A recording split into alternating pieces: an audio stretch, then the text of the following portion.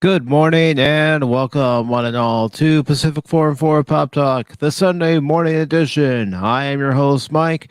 This morning, I have several topics. Can't even speak already this morning. But, anyways, I have several topics to talk about this morning. Of course, the main topic of this morning will be what came down on Thursday of Elon Musk officially purchasing Twitter and my thoughts and opinion on what's going to happen, in the next few days, next few weeks, next few months, even the next year, because there's definitely a lot that can happen with that transaction, and it'll be interesting to see what actually transpires in these next few days. And for some reason, StreamYards isn't showing me any of the public chat, so it may take me a while to get that fixed. But in the meantime, besides Elon Musk closing the Twitter deal on Thursday, the other stories I have lined up this morning on Pop Talk are Gundam Witch from Mercury anime gets a novel adaptation. And I have a few Lucasfilm Disney related articles. One from Battling into Comics saying Lucasfilm and the Walt Disney Company are being accused of using bots to defend Star Wars shows. And there's another article. This one comes from Superhero Hype, and it talks about Kevin Feige's reaction to James Gunn's new role at DC Studios. And of course, I have an article from Cosmic Book News saying that Doctor Doom will not be the main villain when Fantastic Four comes out. That seems like a mistake to me, but hey, it's Disney. And speaking of more Disney news, from CBR, it says Disney boss responds to those decreeing the company for being too woke. So we'll get into that. And another article I have lined up for tonight is from comicbook.com, and it talks about a heated conversation between wrestlers CM Punk and Chris Jericho after AEW's All Out pay per view. So I know what everybody wants to know. I know what everyone wants to hear first. That's Elon Musk purchasing Twitter. Let me just get a few things fixed here as far as the stream is concerned so I can see everybody's comments. Again, I don't know why StreamYards is being difficult this morning. And of course, when I try to schedule the day, a few other things, it doesn't want to work. So, like I said, it might take me a while where I have to have the comments in one screen and then, look at a few other things in another screen. But I don't want you all to think I'm ignoring your comments because I don't I don't want to do that. And let's see. Let's see who's here so far this morning. Let me just fix a few things. Always something. But I do want to say good morning to Leia Rose. I also want to say good morning to Dempsey. Dempsey says same thing happens on Twitter all the time. Elon pointed it all out very publicly, and bots are a huge population. Yeah, he has pointed it out. And the former CEO of Twitter, of course, was denying it. So I do have the chat window from YouTube up so I can at least see when everybody is here in the chat. I won't be able to highlight comments, unfortunately, with the way StreamYards is acting this morning, but we will go ahead and get underway with our first article here. And our first article comes to us from Variety. And let me go ahead and copy and paste that article into the chat so you can all read it. And I will go ahead and share the article on the screen because it's not Pop Talk without seeing the article on the screen, right? And Also, if anybody wishes to join me this morning on the panel, I will go ahead and pin the invite link into the chat as well. And good morning to you, Jet Sparks. So let's go ahead and get that out there, and then I will pin it to the top. And there we go. Now it is pinned to the top. So if anybody wants to join me and talk about this transaction becoming official, well, you're all more than welcome to. So let me go ahead and share this first article here. And here we go. No, don't want that screen. Want that one right there. All right. So the article I chose came from Variety. Of course, it was posted on Thursday, and it's by Todd Siegler. And it says Elon Musk closes Twitter deal, fires CEO, CFO, and other top executives. All right. So it goes into the article by saying Elon Musk has taken control of Twitter. The mega billionaire's $44 billion deal to acquire Twitter following a 6-month saga during which Musk tried to back out of the pact and Twitter sued to enforce the terms of his buyout officially closed Thursday, as first reported by CNBC and followed by multiple reports. The world's richest individual immediately fired several senior executives, including CEO Varg Arkawa, I probably mispronounced that, CFO Ned Siegel, Vijaya Gaddy, Twitter's head of legal policy and trust and safety, and general counsel Sean Eggert, and the New York Times reported that. And joining me at this time is Jet Sparks. Good morning, Jet Sparks. Good morning, Pacific. It is good to be here as always. Glad to have you here. So, what are your thoughts on the deal becoming official for Elon Musk to purchase Twitter? I'd say this is a moment for where freedom of speech really won out finally. Hopefully, it'll go back to the way it was. I mean, since people want to make it seem like Twitter is like a town hall of the internet or anything of social media for that matter, this is what it's supposed to be. We want that whole thing with discourse. We already know the woke mob type people are not gonna allow this. Heck, I even seen some memes out there saying that everyone maybe we should all go back to places like Tumblr or maybe even MySpace for that matter. But sorry, go ahead. No, I was just laughing about MySpace. Yeah, it's ironic though, but still, it is a serious thing that we need to go back to it. We need to go back to having like public discourse.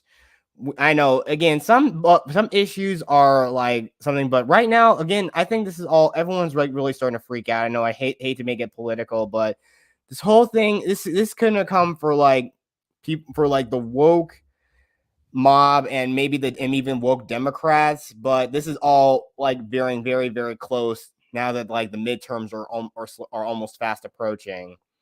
Mm-hmm. But there are some serious like of course everyone's trying to get up in arms. I've been seeing ads, at least in my state currently, about the whole thing about Roe v. Wade, all that other abortion stuff, but it should not matter. The other major things if you're worrying about is trying to make sure that the only thing I'm worried about is taxes and tax rates, because I think my state I live in, Illinois, it is one of the highest tax rates in the whole country next to California. And again, it's kind of ironic that this is the home state of arguably one of the greatest presidents in American history, Abraham Lincoln. You would think maybe why is it not like it's not more of a Republican state? But everyone's so concerned, and of course, I'm seeing ads where they're trying to appeal to everyone's emotions about why, of course, like banning abortion. That this is not a thing I care about. I'm worried about the fact that food, gas, and other things are going up, but apparently that's not apparently a problem in some people's eyes. Yes, the right to get rid of a child is more important than not being able to afford to basically heat your home in the winter or buy food. Apparently, yeah, people starving to death is a lot worse is not as big of a problem as of course the topic that of course I'm not going to, because we already know who may still be watching us. Mm-hmm. But it is still that we am glad that this now, hopefully there'll be some public discourse now, hopefully. And now again, but also it doesn't give anyone any rights to say whatever they want. You can understand the same thing about free speech. I believe in it, but still, if you're actually going to say like other stuff, again, you're going to be banned for using like very, very coarse or language, because that falls right under the terms of use agreements, which I don't think those things are some people. At least you need to actually read into those part. At least read that part of the user and of the user policy agreement. But Yeah. sorry. eh, I was just gonna say, and I'd already seen, on Fridays, especially where people, were putting out tweets. Nobody I'm associated with, but I was noticing some tweets where it's like, guys, don't you think you're jumping the gun? Maybe just a little bit. Yes, I'd say that is true, because guess what? Now it's because it is a free speech platform. Welcome, Anonymous. Hello, Hey. anonymous. Sorry, got to pull that microphone up here. Hey, guys. How are you? I'm all right. How are you guys? Can't I complain, am brother. good. Well, you can always complain. Yeah. I do it all the time. But yeah, it's just like I said though, that does not give anyone a free pass to say the N word or anything else. It just, you shouldn't even say that. You shouldn't even say, again, the whole point is like, don't call any calls for violence toward anybody. That violates the user term policy. You can say, again, having an opinion is different. I know. But the thing is, if you actually state your opinion with intelligence, grace, and good manner, that's where it will hold a lot more weight. If you're just basically saying whatever you dang well please, you might as well just be an anarchist for all I care. And that's what I was noticing on Twitter the other day. Like I said, nobody I knew was doing it, but I did see some tweets where people were just throwing all sorts of crap out there. And it's like, you guys are jumping the gun, and you really need to wait and see what happens in the next few days, next few weeks, months, even a year from now.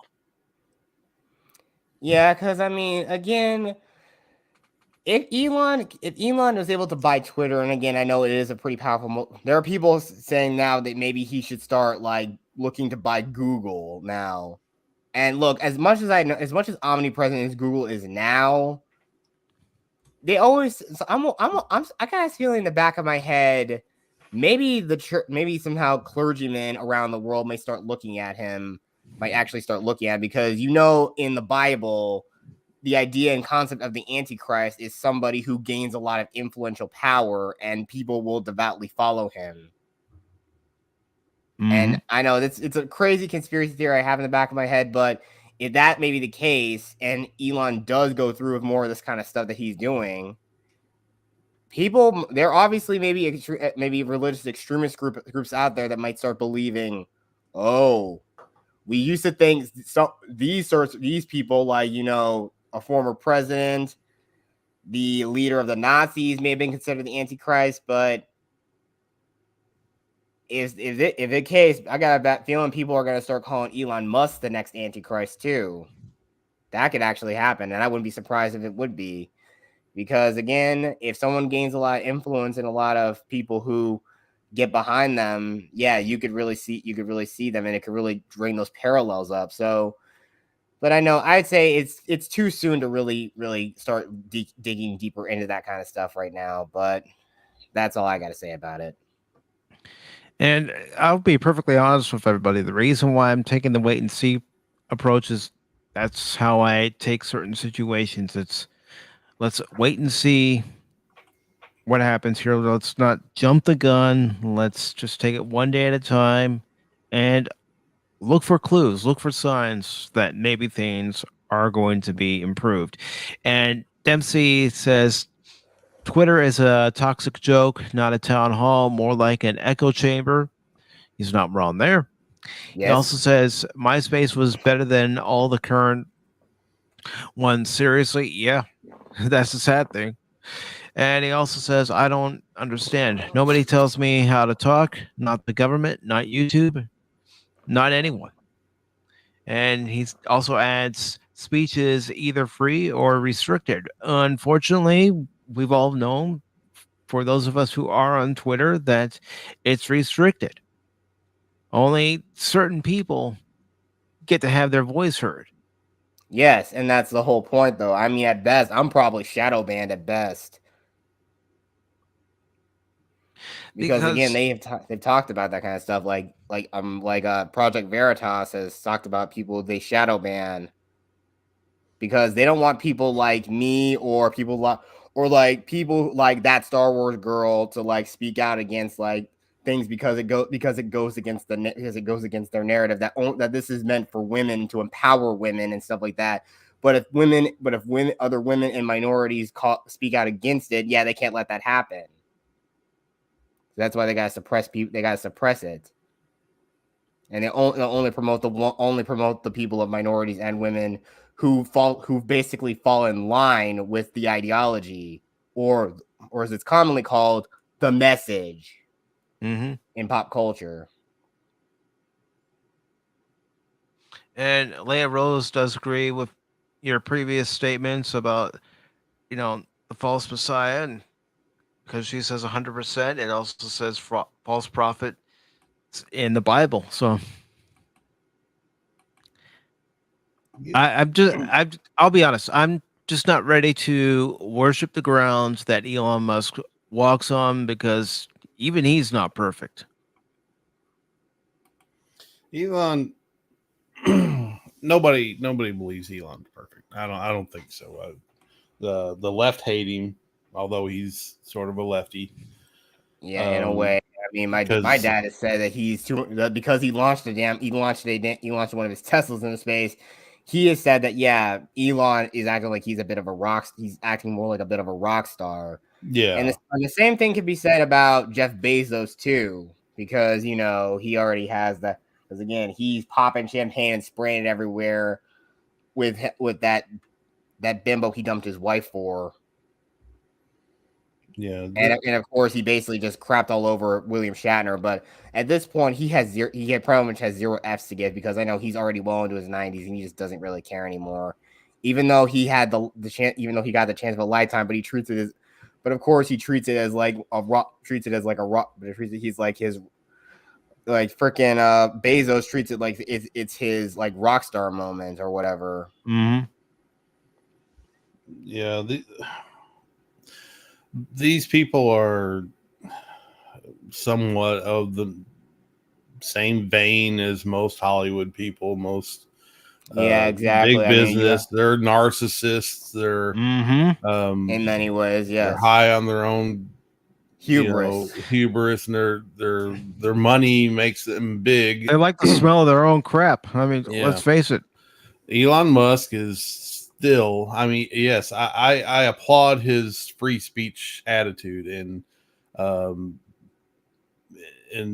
he has some views that are pretty far out there, and I applaud his entrepreneurship, his a futuristic vision, sorta, in some ways, not every way, but he still won't acknowledge stuff like his batteries are destroying the earth worse than coal could. Strip mining of all the elements that they need, the fact that his batteries explode and catch on fire and don't quit. They and they bury them in the ground. It's not good. And and not to mention the government actually wants us all to start buying buying his cars. No, not just his car. They don't care about. Yeah, they him. want to buy electric, but again, it's rules for thee, not for me rule. Right. Because again, heck, we already know the mayor of Chicago obviously wanted to break COVID restrictions so she could get her hair done. Yeah, they're all hypocrites. Exactly. But nobody's gonna hold Elon Musk up as the new messiah. He's got his flaws, and most people see them, and he's not going to garner favor with the vast majority of people. He's just a blip on the radar. And I believe he's going to make Twitter a free speech area. But yeah, to a point. I mean, there's always a line you don't cross. Yes. And he will have a line, believe me. Let's hope he establishes that line, because again, when there are clear lines that don't need to be crossed, that's where society and even like social media platforms, that's where they thrive. Because again, when you and that's the whole thing. Most people don't really care about that. I mean, just look at TikTok. People will basically just scream. There are chicks that will just scream out their feelings about, oh, I can't find anybody. I'm so lonely. Just like, that does not give you the right to just complain about how much your life sucks. And even then, there are people out there who want to just like wear their own whatever mental illness they have as a badge of honor. And of course, they always switch up what kind of mental illness they're feeling. Hell, they even say they have multiple ones as well. And it's just like, why? It is not fun to have those kinds of problems. You have serious issues. You need to take the appropriate steps to get help. But no, this kind of stuff is not therapy at all. It isn't. And I like what Dempsey says here too. He's saying, I don't know anyone who thinks Elon is anything more than a rich guy who owns Tesla, SpaceX, and Twitter. Yeah, that's all I look at him as. He's just another guy with a lot of money that he's able to spend, just like Jeff Bezos and Bill Gates and many others. And they like to flaunt their wealth. Yes, and that's the whole thing. And that is the whole thing. Although I think I always think, as much as I know, for Bezos, I think he's trying to branch himself too far with a lot of things. I mean, I'm not sure how his cloud gaming service went, because I mean, we already know the Google Stadia went the way of the dodo, and they're going to be shutting down servers sometime next year. But it's just the idea, though. I mean, we already have Twitch, but of course, he leaves it up to those dudes. And of course, we already know that Twitch, those chicks who do hot tub streams are basically the ones that are the most prominent on the platform. And there's barely any people. There's barely anyone who's seen all the new gaming all the actual thing for game streams. And I mean, heck, even other female streamers who are actually playing video games are basically pushed to the side for these cam girls. Yeah, I mean, I'll just use myself as an example for streaming on Twitch. When I was streaming Shadow of the Tomb Raider, I was lucky if I got 2 people watching. Yeah, same here. I've been streaming Left 4 Dead 2 throughout the whole month of October. I part of a little series I did last year but I did it on YouTube. I called it Friday Night Biohazard. And again, I know it just sucks. I mean, in terms of Twitch, I only have like 25 followers on Twitch, and for like the last couple of months, I've only been up to 100 subscribers on YouTube. And now I think my community tab has been unlocked. Mm-hmm. Yeah, they pretty much gave that to everybody. I was gonna say I've noticed when I got it, and then other content creators were getting. I think they were just saying, "You get a community tab. You get a community tab." It's the Oprah thing. Yeah, pretty much. Yeah. How about lower the monetization sub count? How about that? Or the watch hours? How about that? Yeah, or give us like the more requirements, because I know on places like Odyssey, yeah, you need to have like a sub count of 300 to have your channel mirrored on there, which I really think that would come in handy, because I'm not sure how much we all know. You got a feeling, given like how much successful like sites like Locals, Rumble, BitChute, and Odyssey are becoming. Yeah, the thing is, it kind of shows that YouTube's days may just be numbered because again, when people are coming up with more alternatives now, the competition is gonna be stiff. And heck, we already know one thing. Like Facebook was the dominant is now probably was once the dominant, but even it's losing relevance now. Mm-hmm. And that's the whole thing though. But even then, all those apps, Snapchat, Instagram, are all under the same roof essentially. So, Zuckerberg, or as I like to call him, Zuck the cuck who drinks water like a duck, obviously has all that stuff under his thumb. But and there's always no more things because not even then it's falling out of style with Gen Z because again there are some millennials and even like Gen X people are more on Facebook than you see people like that. Anyone who's Gen Z or millennial now are either on TikTok, Twitter, or Instagram, or maybe Snapchat. They're not on they're not on Facebook. No, they're not. And I like what Dempsey says here. He says, Twitter, Elon could feed the world with that much money. How selfish. Also, Twitter. We should give a lot of money to the Ukraine every month. And Dempsey also says, I've got 21 subs, so I don't have to worry about a community tab. You'd be surprised. You never know, Dempsey. You might check your YouTube channel one day, and all of a sudden, you've unlocked the community tab. Yeah, and that's the whole thing, though. I mean, the thing is, I would say it helps out so you can help communicate with your subscribers, like listing polls, like say, hey, I wonder if I want to do this because the only place I was limited to doing it was on Twitter. But now if I can do it on like YouTube, it'd be a much better. And I mean, it's crazy, but also again, we have the whole thing with the YouTube algorithm. So it's like, again, certain content is not like promoted or whatnot. It's just kind of crazy though. I'm lucky if I can get above at least 10 views on any video I put out. But if it's like over 100 views, I'd be ecstatic. I'm always ecstatic if a video gets over 100 views or more. So that there's some progress. Mm-hmm. I think currently my total amount of views I've gotten on my channel as of now is up to like over 9,000 views. Well, I'll admit it's a slow process for some, and then others they just happen to hit that right week, right time, right day, right month, and their videos skyrocket. And I do want to congratulate Dempsey real quick. He says, I'll get there. I have an album coming out tomorrow. And it's going to be available on Spotify. So congratulations. Nice. And we also have another guest who would like to comment on the situation. You all know him. You all love him.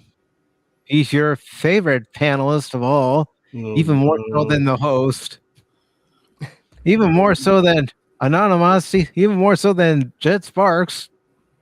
He's everybody's favorite.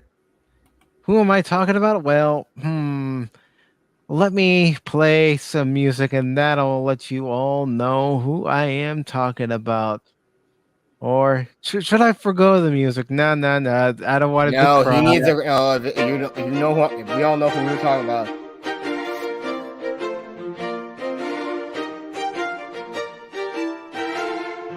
Ladies and gentlemen, please welcome Phil McCracken.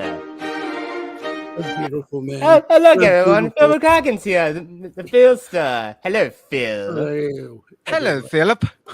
Hello, Anonymous. It's anonymous, you old fart. Anonymous.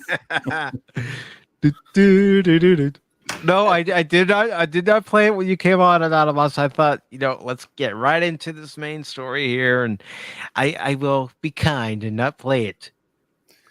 I was surprised actually. It was a sort of a weight lifted off my shoulders. I fully expected it, and then just the relief, like you know, being kicked in the balls, and it just goes, there it goes away. Wow, that's one way to put it. All right, so What did I miss? with the madness, we're talking about Elon Musk and Twitter and how the deal was finalized and how people are now searching for a job. Well, I knew that, as I said before, there's a process. Even if he didn't really want to contest what the price of the stock was, they were going to review it anyways. And I'm not sure how much he saved. He might have saved $1 billion, maybe $500,000. I don't know what the final price they determined what the stock was actually worth, but he did save some money. So kudos for him. As far as these other people, yeah, they might be woke. You might disagree with them, but anytime a corporation, a person, or a company buys into another company, they're going to lose people. Yep. You don't need two sales departments or advertisement departments. So a lot of people are going to lose their jobs. That's just a natural way the business works. Doesn't matter what company or who company is. Anytime there's a buyout, they lose people. So, but we do know that Elon is also, he wants people that, I want to say, new faces to the company, maybe look, some of their things that Twitter did is downright dictatorship, but it was their company. Now it's Elon's company. And of course they're going to be, you might say, well, but going to be a little bit more freedom. There's still going to be words and things you cannot say, regardless where you go. So there'll be some changes, but not a lot. That's what I'm trying to say. Yeah, it's like I even said, I noticed on Friday some people were jumping the gun saying a few things. Luckily, it was nobody I'm associated with, but I'm thinking, you folks are jumping the gun. You folks are real stupid for doing that. I want to borrow a line that an actor, famous actor Jackie Chan, said a couple years ago when everybody jumped him. You do have freedom, but you don't have freedom to do whatever the hell you want. No one has that type of freedom. So, if you're going on there and you're going to throw derogatory terms, your account's going to get banned.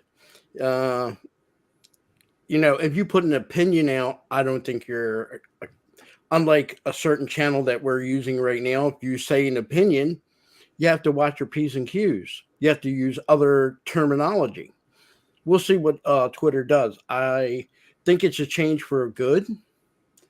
I think the other companies should be put on notice. Maybe YouTube will take notice, and the biggest one out of them all, you couldn't say what was shutting us down last year.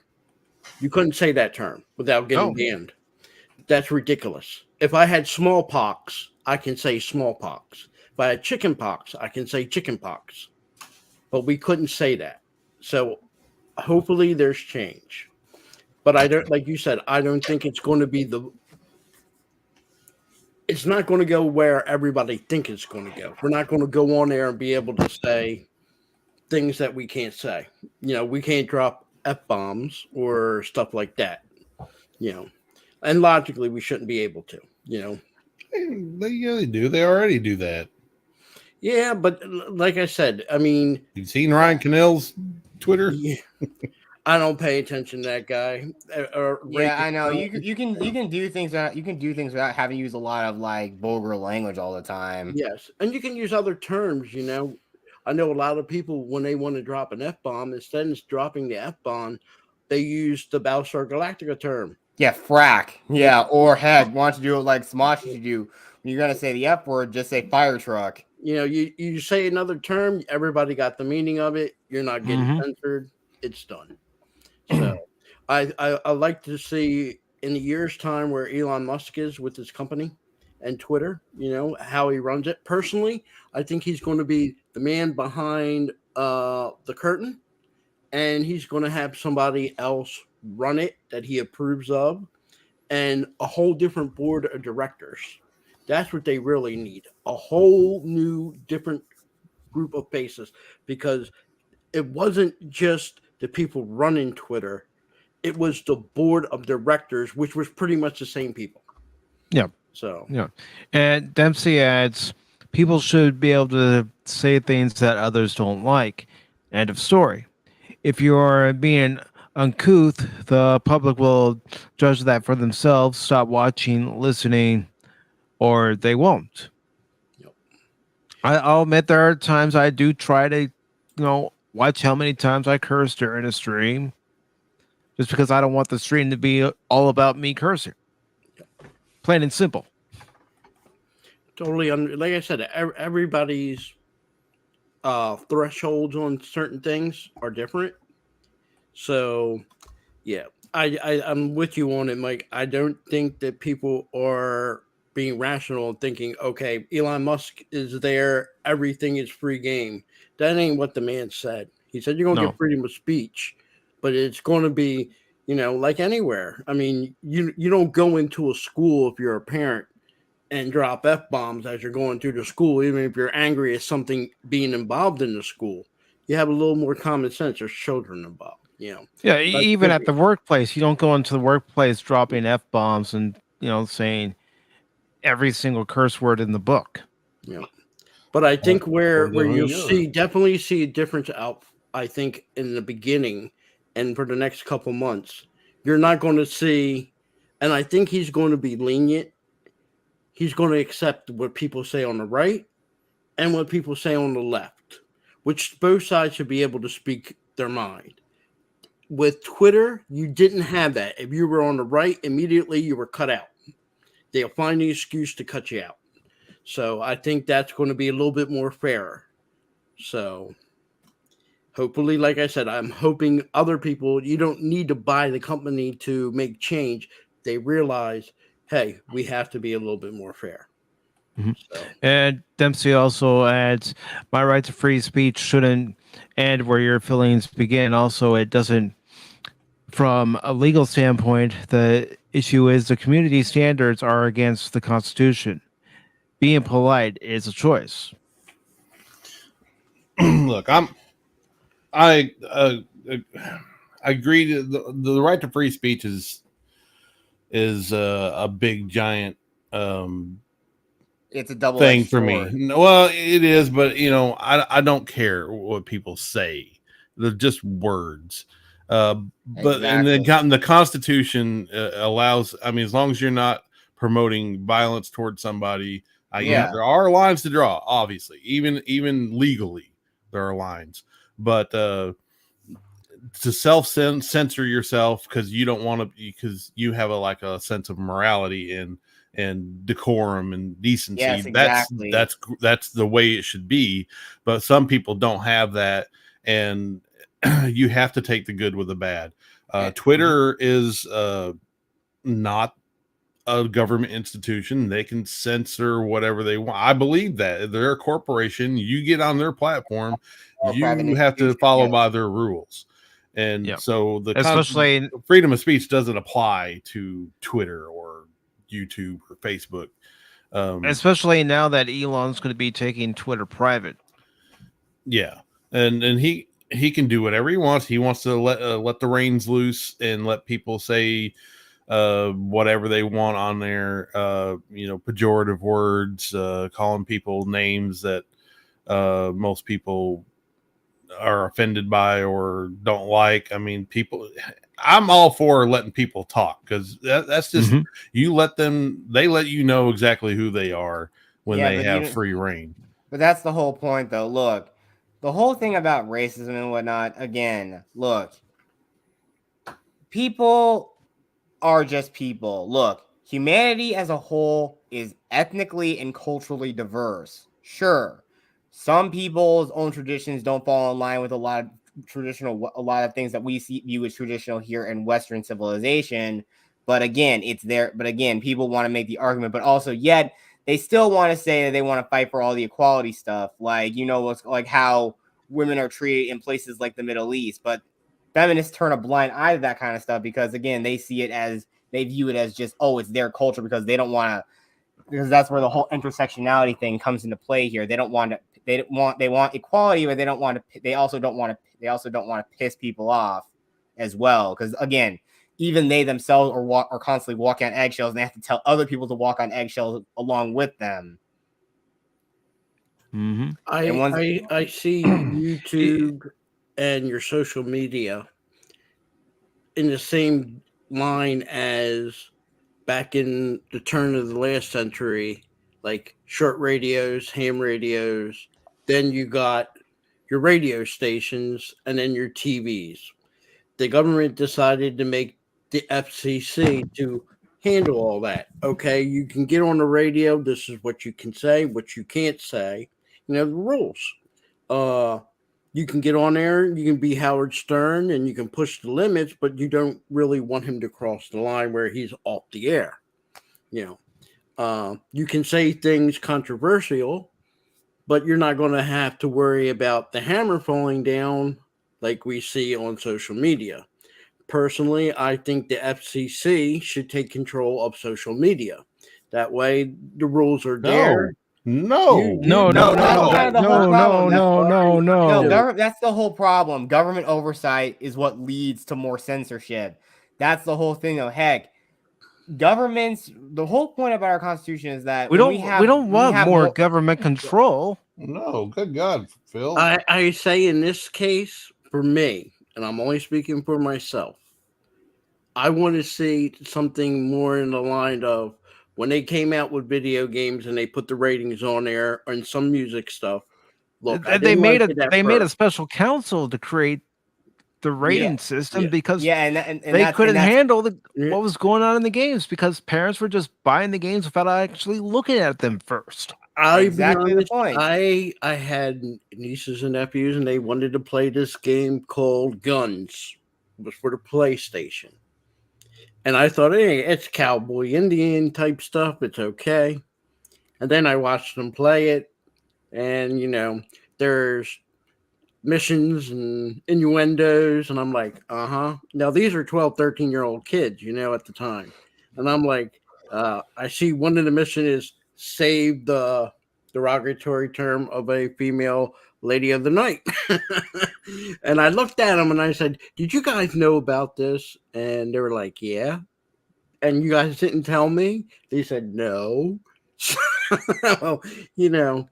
It's that same sort of thing, though. When you actually try to enforce the rules on people, and again, you know how obviously kids are. When you tell them, when you constantly are just like berating them not to do something, they're going to inevitably do it, because, again, they see, especially if there are kids in their school that do it, they're going to say, hey, why don't we try it too? We want, again, kids, no matter where as they grow up, kids just want to feel accepted by no matter what it is, their parents, their peers.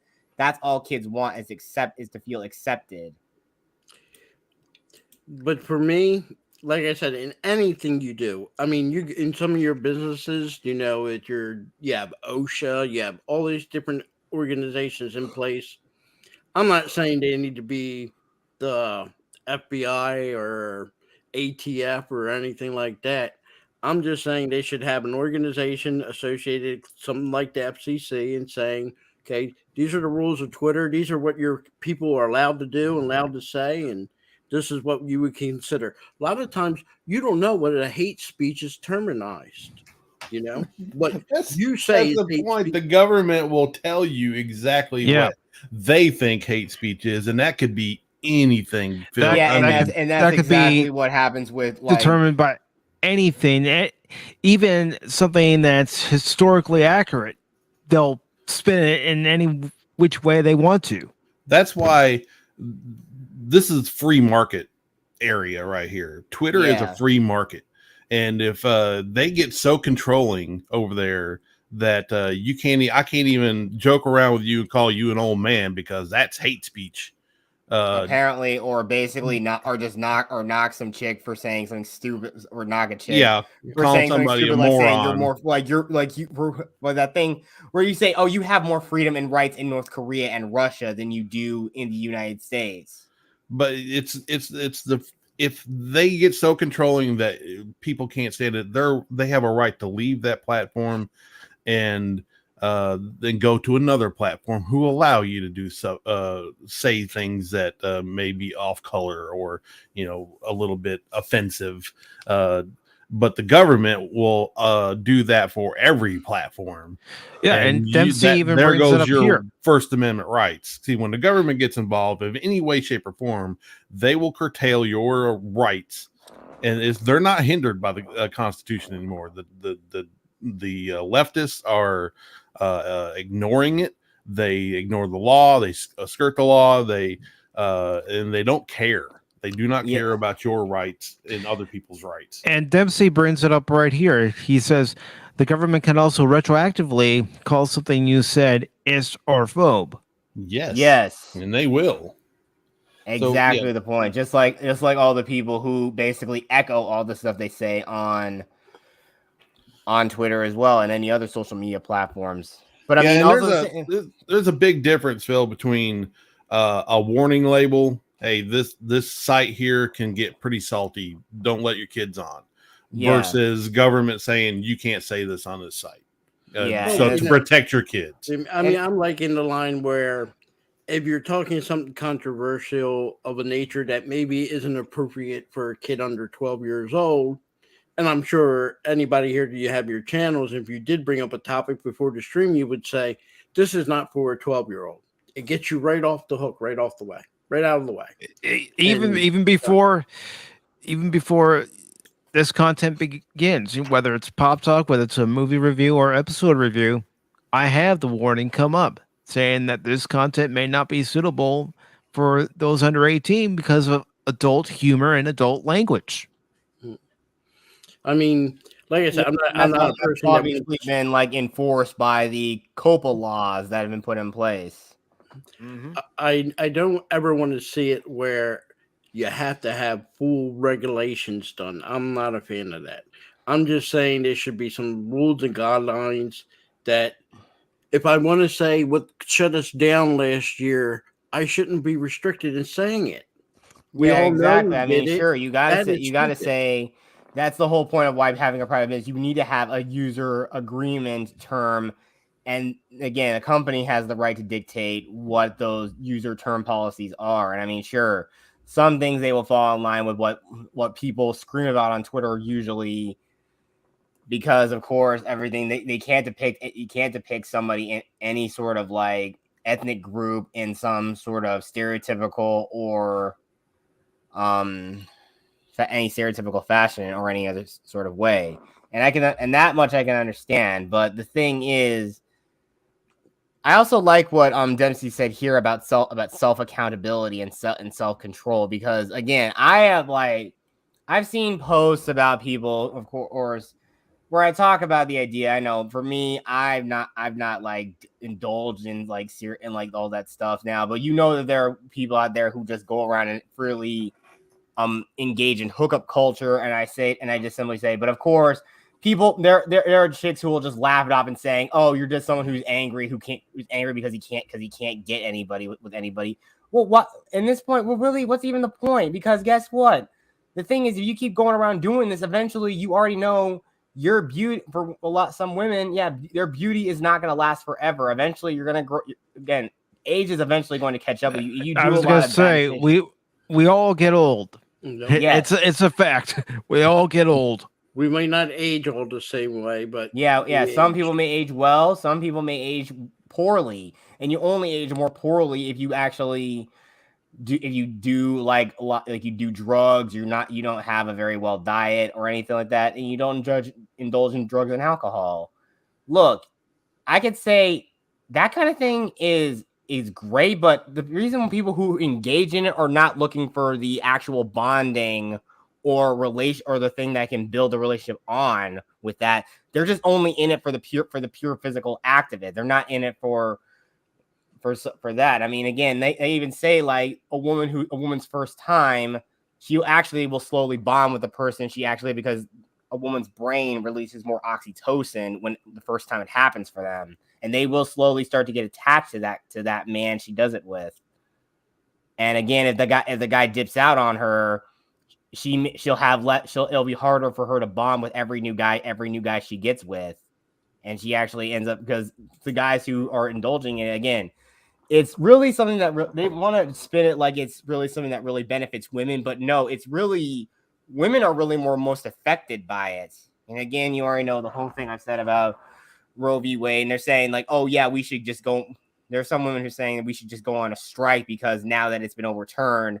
No, I say this. The thing is, you should be more selective of who you pair bond with. You should be more selective of that.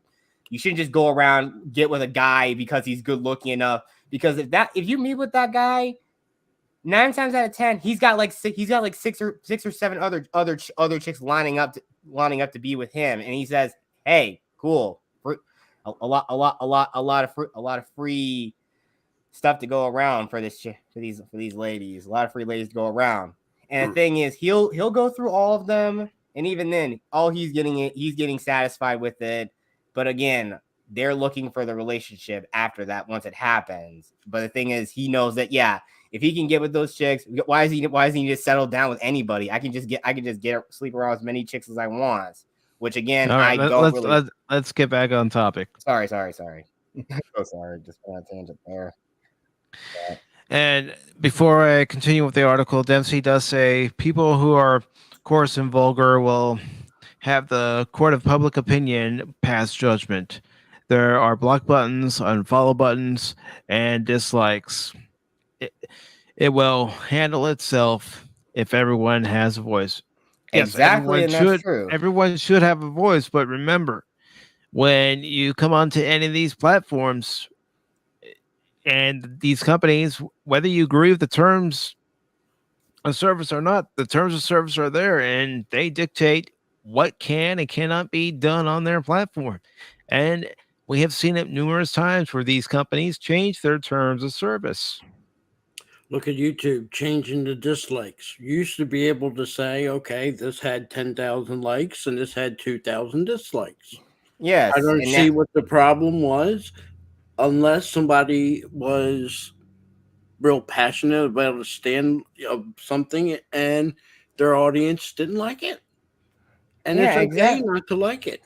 Exactly. I don't know where the social media platforms got all butthurt over dislikes. You know, I mean, if you let's put it to you this way: if somebody really likes something, and you got a group of people, maybe 10,000 followers, and 9,000 say they like it, do you really care? I mean, yes, you're going to be sympathetic to your 1,000 followers that disliked it. I'm not saying you're not, but overall, you got to say it's the right direction because you got 9,000 out of 10. Exactly. It shows that there are people who actually want to see more content like that. I mean, that's the reason why it's a way to show you that, maybe there's something you need to improve on. And that's like the easiest critique, though. But nowadays, they claim they want to use it as a way of just like, oh, this is going to help small creators. No, you're also just doing this only because you just don't want any new Marvel trailers to get disliked into oblivion because or a new TV show to get disliked into oblivion. You know, Rings of Power comes to mind. Yep. Yeah, I mean, how many dislikes did they put out there? And then for every dislike, you were seeing one. Well, this is a 5 stars out of 5 stars on the Rings of Power, and everybody was calling out. If people do not think that these companies pay people to go onto these platforms, I'm not caring one way or the other. But if I came to Anonymous and say, I'm going to hire you, I want you to go on this social media site and use this ID, a bot, and we want you to 5-star everything that's involved with, let's just say, Company A. All right. So I'm sorry to use you for Anonymous, but you were the person that can think off the top of my head. But the Anonymous goes, and regardless of what he thinks, this is now technically his payday. going onto these sites and positively 5 stars out of 5 stars. It's on YouTube. It's on everything. You cannot trust some of these places for when you want reviews because they're sending people there. Now, some people are real. I would say when you see somebody say 4 out of 5, okay. Or they actually list a real reason why they like a show like Rings of Power. But when somebody puts 5 out of 5 and then you see similar wording 2 down of the same thing, you know it's a bot or probably the same person under a different ID. Mm-hmm. And I'll give you an example of doing a review. These last 2 episodes of Chucky, they haven't been very good in my opinion. And I've said so in my reviews. I'm not going to, give a review of the show, and just because I'm like some of the episodes of the show, I'm not going to give it a, 5-star rating or 3-star rating every time. If I have a problem with an episode, I'm going to say so. This last episode, it was not only filler, it was stupid. It was absolutely stupid. I know that's saying something when you're talking about a series about a possessed doll, but this last episode was real stupid. It was worse than the previous episode. So yeah, I know you're real, Mike, so I can trust your reviews. I know everybody on this channel right now. If they told me a review of something, I would trust them. On other places, I'm not so sure I can trust. Like I said, half the time you hear this is the greatest thing since sliced bread, and you're looking at that's a little hyperbolic to say. Where? I'll be honest, even the greatest movie or show, I will never put anything at a 5-star. Never. Because no movie or show is perfect. None. Maybe a 4-star, yes, I can give you a 4-star. Yeah, exactly. But I couldn't give any show 5-star. And if you're going to tell me that if you're in a review and you're going to say, well, The Rings of Power has the greatest music that I ever heard in any show on TV, so I'm going to give it 5 stars. But the whole look, you're not watching The Rings of Power for the music. You're watching Rings of Power for the show. And if the show stinks, the show stinks. That's just my opinion. And I watched 3 episodes of Rings of Power, and the only thing I could take from it was music. That was it. Everything else, it sucked. Well, like I said, I hope for Elon's case now that he's got Twitter, there's change. I hope that any time that someone says you dislike something, you're a racist, that needs to stop. They're throwing that word out there like they throw pennies in the ground in the shopping centers. Yes, exactly. And again, it's even more stupid and ironic that somebody who has darker skin like me will just say, oh, yeah, I don't like this. Does that make me racist? But in their minds, yeah, it does. Or you basically, you're perpetuating white supremacy or whatever. I don't understand it. I just don't. And I thought in the mid 2000s, 2005, 2006, the news media, your sports, and particularly wrestling, WWE, was saying, let's end bullying. Well, what is it when you say I dislike something and then you immediately point the finger and call them a racist? That's bullying. Unless that person says, I'm a racist, and there are some people that will say, yes, I am, then you shouldn't be throwing that term out there. Exactly. But of course, it's the same exact thing. Like, yeah, again, using that everything, like every sort of is in the phone. I mean, it's the same thing with like feminists. Like they will say, they'll throw out the word misogynist and they say, but yet they say, and some of them will say, oh, I hate men. Yeah, you are basically doing the exact same. It's the exact same. You are the exact same term, but it's for women hating men. You are a misandrist. But of course, they don't believe that word exists. Only misogynist exists. So I hope Elon changes that around. I really do, and I think he will.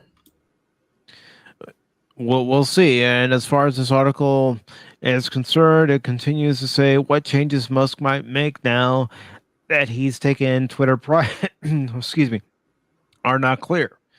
Layoffs at Twitter appear likely, but Musk this week said Twitter employees told Twitter employees that he does not plan to cut 75% of the company's workforce, according to Bloomberg.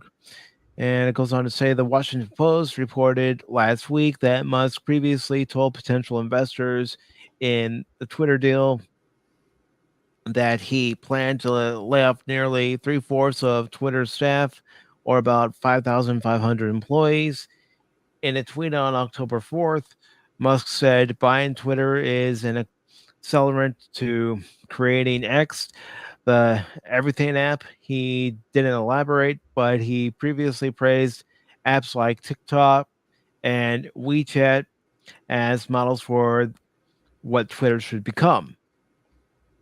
He also spitballed a number of ideas like requiring all Twitter users to be authenticated and charging businesses a fee to use the social network. I'm going to speak for myself here.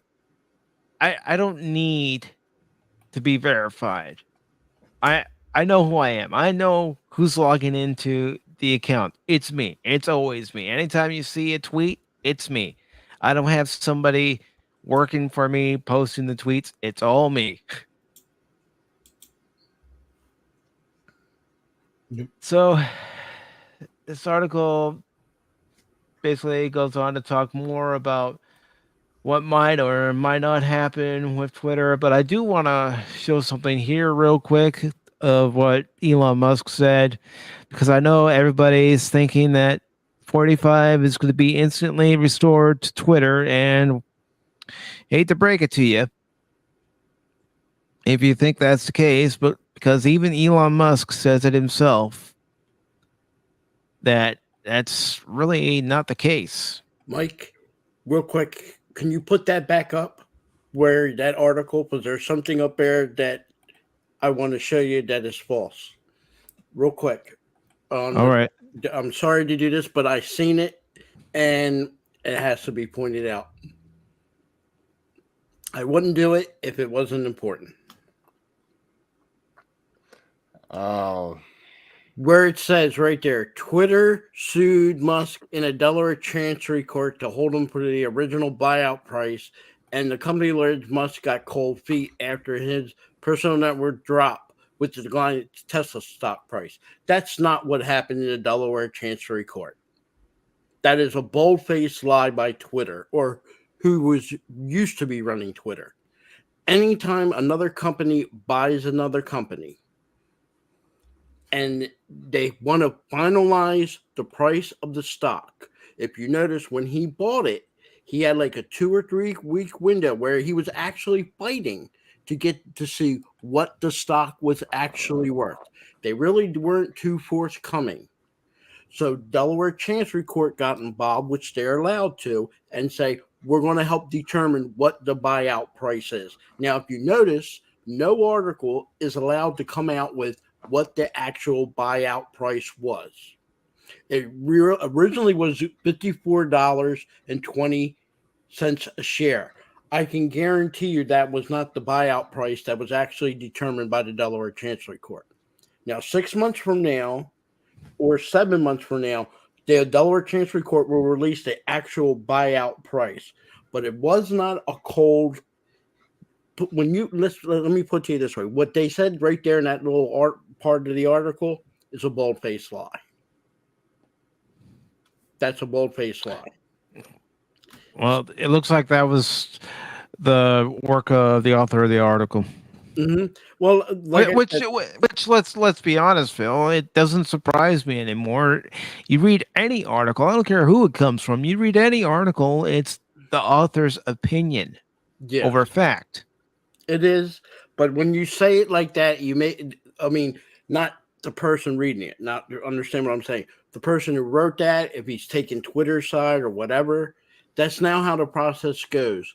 If I was to buy McDonald's, the first thing is after the initial price is put out there, is the person buying is allowed to look at the company's net worth and determine what the actual price of the stock. Then it goes to Delaware Chancery Court, and they finalize it. That's how that process works. So And then even Bill if gets his Elon, coupons. yeah, even if Elon Musk wanted to pay $54.20 a share, Delaware Chancery Court's still going to determine what the actual price is. And yes, in some cases, it could be more valuable than the $54.20 a share. But 9 times out of 10 in the last 20 years, companies, Enron and all, a bunch of different ones, the price of the stock, the books were cooked. That's all I'm saying. But, And the tab that shouldn't be also says the actual amount paid will come out in the FTC and SEC filings for the paperwork when Elon formally takes Twitter out of public trading. It's a normal part of the process. yep. I mean, it's a whole, I mean, it is not a big deal. I mean, like I said, if McDonald's was to buy Coca-Cola, then you would go through the same process. It's the same. It's a process. Elon don't have no control over it. Twitter, as much as they want to think they did, has no control over it. It's the person, the entity that has control over finally saying what it's worth and what it's not worth. The Delaware Chancery Court. Mm-hmm. Now, getting back to what I was going to show before, and I'm just going to remove the article from Variety and then post what I was going to talk about. So give me a second to do that. And thank you for allowing me to point that out, Mike. Not a problem. Not a problem. You saw it. So it's good to show. I mean, I didn't look at you and go, no, Phil, absolutely not. But one thing you do know, I've been saying this for months, the same thing about that process. You know, it isn't like when you live in a state that does it, it's always in our newspaper.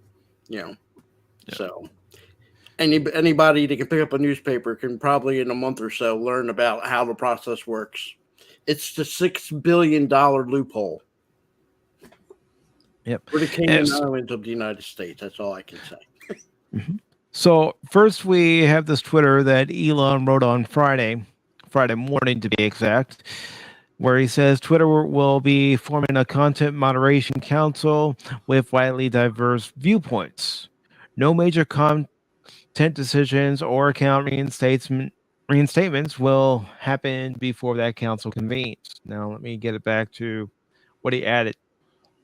Later on, he said, to be super clear, we have not yet made any changes to Twitter's content moderation policies.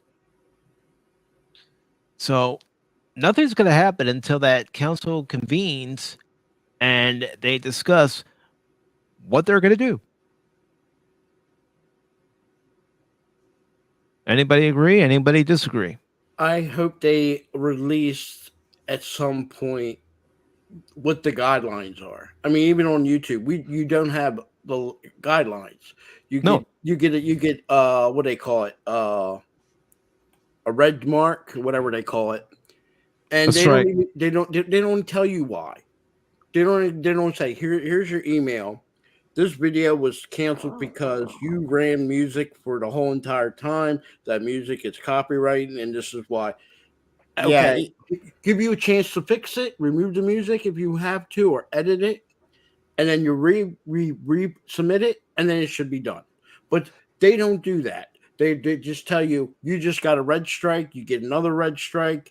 We'll submit to us, and we'll get back to you in maybe 30 days or not. You know, how many content creators do we know popular that got 2-3 strikes already? They lose the 1 strike, and then a month later, for something totally different off the wall, they get the 3rd strike. So they again can't do anything for 30 days. That's what I do not like about YouTube. Yeah. And continuing with Twitter, the tab that shouldn't be also says the whole reason Twitter tried to delay things was to cover up the electronic trail on the botting and other shenanigans like shadow banning and political bias by employees. Yeah. I mean, let's talk about the employees. I don't know if everybody's seen the video that came out a few days ago where you had a Twitter employee showing, how rough they have it at work, and I say that sarcastically, they have it easy at Twitter. They have They have meals prepared. they have freaking company yoga places. Like, yeah, like it's rough there. They are living like it's freaking. They're trying to bring that college sort of like dorm room sort of style of work to these companies, and this is probably could be said a lot about a lot of Silicon Valley. There was a report when Elon Musk sent the representatives and lawyers to go through the company and check everything. A memo supposedly went out to Twitter employees. Look busy. Like you shouldn't have been busy before, but look busy. I don't think they know how to look busy. That's the thing. No. Well, I hate to say it, they got the pink slip. They're going to find out how to look busy. Yeah, the word work is a very loose term when it comes to these companies like Twitter and LinkedIn and all probably Amazon. Well, I mean, there's people actually work at Amazon, but not, as far as corporate, probably not that much. Their biggest event of the day is some meeting they had, in a pod that they sat around and shot the crap with, it's these people are going back to your first thought on this, Mike. They are at a standstill right now when it comes to banning people or squelching free speech on Twitter, because they don't want to be the ones.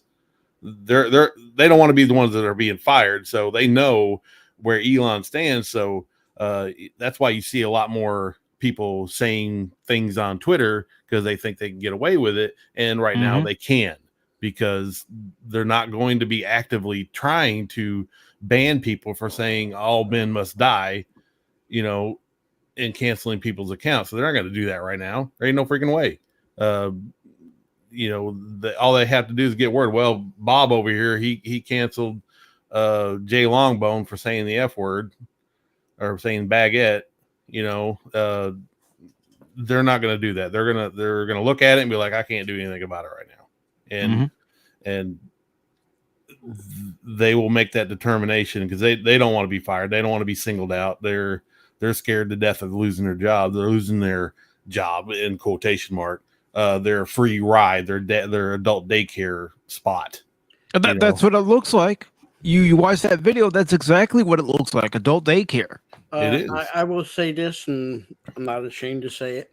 I had worked for a private company that worked at NBNA. And if everybody in the early 2000s and late 90s knew, they were a big company, banking. They did your credit cards. That place, they had a couple buildings in Wilmington. When I mean buildings, decent sized ones. But they had their arcade, where employees can go and play in the arcade for free, no quarters needed. Their lunchroom, where they had, was practically styled like a restaurant, a little cheaper than what you would go outside, but pretty decent. They had chefs and everything. You can get a nice little lunch dinner for like $8 back then. But they were spoiled. And the company itself was spoiled. And then when they got bought out by USA, or Bank of America, excuse me, again, when they got bought, they found out the stock wasn't worth as much as they claimed it was worth. And they did the same thing Elon Musk is going through right now. Yeah, you have to let people go. And it's not by choice.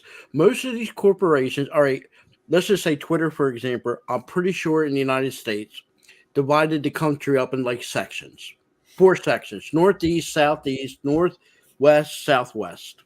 Okay. And they probably had a department for advertising for each. Elon Musk is not going to need that for 4 sections. He probably just needs the one that he can, and that was it. Done. Close the other 3 down. That's probably a couple thousand people right there. He doesn't need everything that's in that department. I mean, look at it this way. I'll use another example. Coca-Cola. what Coca-Cola does in the Northeast is not the same in the Southeast. I cannot get Mellow Yellow or Mr. Pibb up here. It's just not in the market. It doesn't do good. It's not known. Wouldn't know it. Go down south. I cross one state border into Maryland, which is right next door to me. That's considered Southeast. And they have Mr. Pibb, they have Mellow Yellow, and they have cherry wine. So, yeah, even people don't realize each region of the country sometimes is not the same. What your buying habits in California isn't the same what you are in North Carolina. Am I right, Mike? Nope. That's true. So Elon Musk has to deal with a whole company that had marketing done for 4 sections of the country. And I know his company people going in there and say, we only need one. We'll combine it. We'll put it in the middle of America. The other 3 departments, you're done. That's how it works. That's everywhere. A lot of times you don't need, when you buy a company, you don't need a banking department, like finance department. Guess what? Elon Musk has got plenty over his other companies that can handle. Elon Musk already has his engineers going through all of Twitter's server crap anyway. So they probably don't need all the, the server people that they had because he got his own. It's just Twitter is full of bloat. Yep. Yeah, Twitter. Most of these companies are full of bloat. Most of these people are 6-figure children who are a giant drain on the system or a drain on the corporation. And Elon's not about bloat. I don't believe. I think he's a very streamlined guy, and what he sees at Twitter probably annoys the living bejesus out of him. And he may not fire 75% of the company, but he's going to cut a lot of heads and a lot of bloat. And he may replace people for less money. If you got a twat up there just running around drinking tea and yoga and making $150,000 just doing a meeting every day, she got to go. And if she did anything slightly important, they could probably get somebody for half the money. Got to prove your worth. Yeah, prove it. What exactly do you do here? Exactly. Okay, bye-bye. Even what do you bring to the table? Even lawyers, like when they have their group and they call it the firm buys another firm, they look at the other lawyers that they're buying the firm from, and they'll say, okay, this guy was successful. This guy was successful. This guy looked like he was slacking. And this other guy is totally worthless. So what's he going to do? Going to get rid of the other 2. It's logical. Yeah, exactly. That's how businesses work. If you're not really like performing, yeah, you got to go. And that's why they always say that's the reason why I always believe the idea. If you're going to work for somebody, yeah, you got to have a very strong work ethic. That's about it. I mean, look at it this way. If you ran a company, you want good people, and you're always going to look for better people, regardless. So if you have a guy that's just so-and-so, and you can get this other guy for the same amount, and he can really kick some butt, and even if he's like an electrician, just for an example, if I can get the best electrician for $60,000, and the one electrician I have on my company, one of them is not as good, and I had numerous complaints. And he's 60,000. I'm replacing him. But some people don't want to. Some people are just in place of company because maybe there's always the whole thing with cronyism or nepotism. That, and I think where Anonymous was saying, but put it in a nicer term, they had friends in there. They wanted to get their friends good jobs. They brought their friends in. You don't have to, hey, bud, man, just look busy and you get paid $80,000. No big deal. That ain't going to fly with Elon Musk. That ain't going to fly with a lot of people. And that's a good thing. Yep. And speaking of companies that are being accused of using bots, Lucasfilm and Walt Disney are being accused of using bots to defend Star Wars shows. Surprise. Not surprised, really. I'm shocked. I tell you, I'm shocked. Well, I'm not that shocked. So this article from Bounded in the Comics was posted on Thursday. And it says Lucasfilm and the Walt Disney Company are being accused of using bots to defend the latest Star Wars series, Tales of the Jedi. Now, I'm going to go on record saying I have not watched Tales of the Jedi, nor have I watched Andor. I know there are people who like Andor, and that's fine. You can like Yeah. it, but I have no interest in watching it. I'd rather watch War of the Worlds on Epix. Much better show. So the article goes on to say, following the release of the first episode, Disney Star Wars critic Script Trooper shared his reaction, writing on Twitter, "Just finished episode 1 of Tales of the Jedi. Thank you, Dave Jabroni, for yet another lore-breaking, nonsensical pile of manure." Okay, well, yeah. Yeah, Hey, that's straightforward. jabroni. That's straightforward. That's the fastball right in there, right Yeah. toward the head. All right. It goes on to say, in response to these criticisms, at least 4 accounts replied with the same exact message. Are we surprised? No, really. Are we surprised that 4 accounts reply with the same message on Twitter? No. Hmm. Copy and paste. Copy and paste. Mm-hmm. And of course, there's this one that says, if you want to criticize Tales of the Jedi for contradicting lore, there are plenty of examples to choose from. It's beyond me that you picked an episode that doesn't adhere to that criticism. Something, hating just to hate, something. How many times have any of us who are on Twitter gotten a response like that? I'm a nobody on Twitter, so nobody responds. As far as I can tell, I've been DM'd by somebody for pointing out that whole thing with like objectification of men versus women regarding Thor: Love and Thunder. And of course, she throws out the thing saying that, "Oh yeah, you're just a misogynist, sad emasculate person who obviously can't get a date and whatnot." And even said she was too busy objectifying Chris Hemsworth anyway.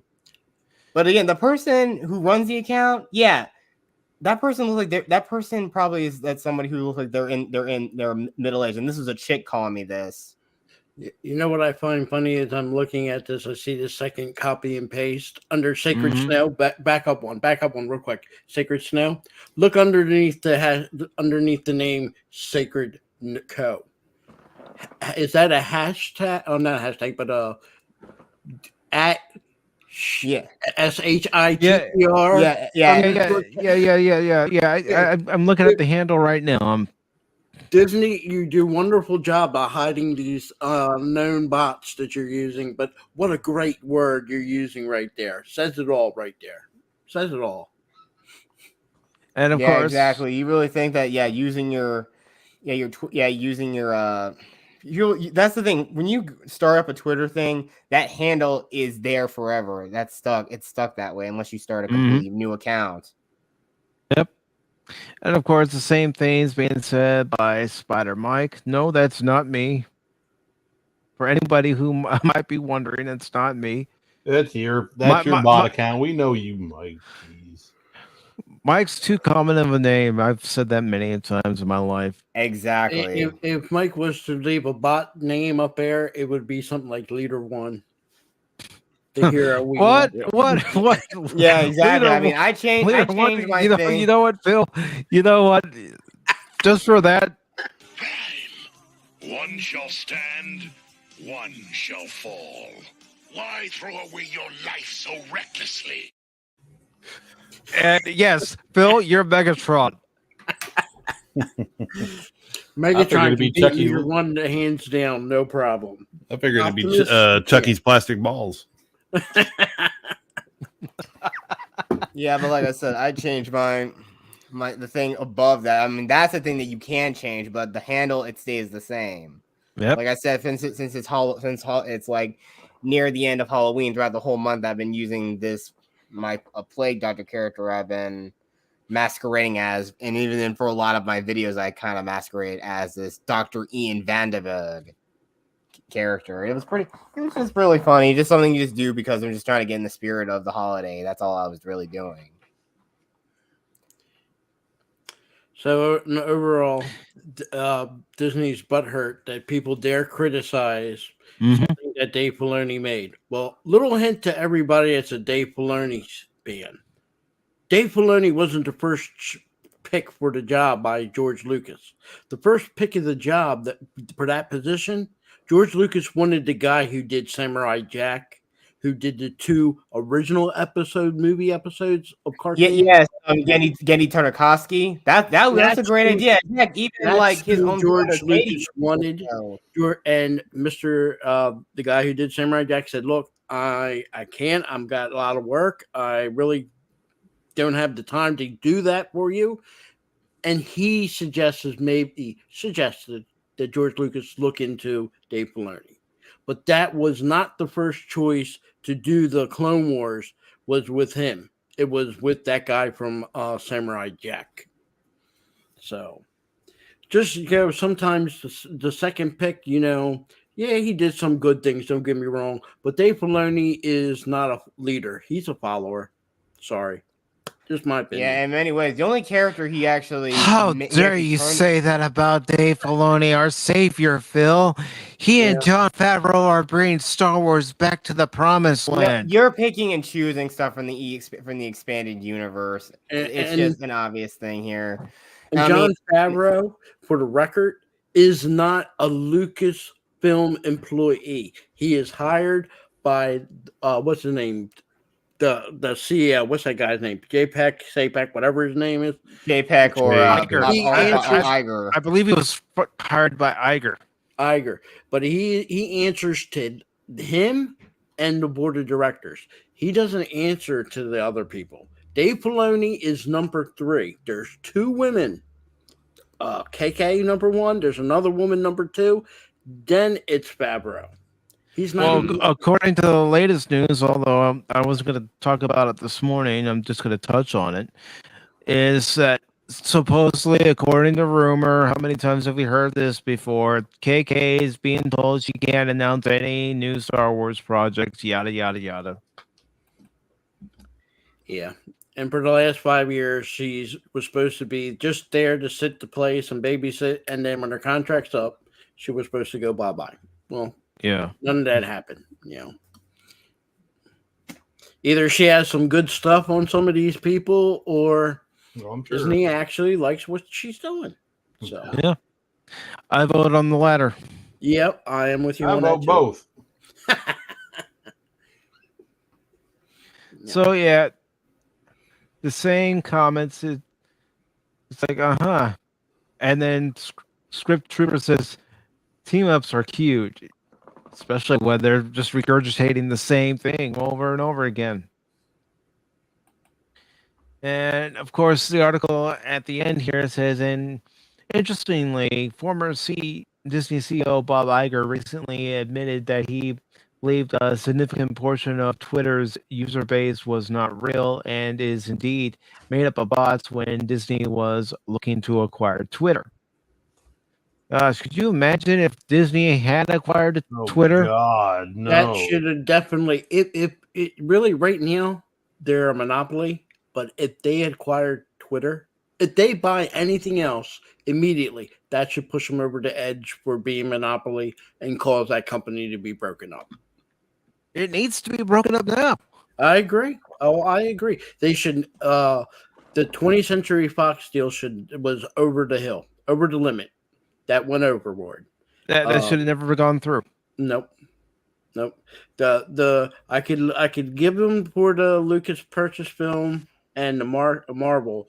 Well, the 20th Century or anything after that now, no, that's definitely over. They are a monopoly and they need to be broken up, because forget about their movie industries. You figure their television, ESPN, ABC. How they got ABC is beyond me, but it's too big. there's They're Not too big, and since we're already talking Star Wars, the dark times began 10 years ago today.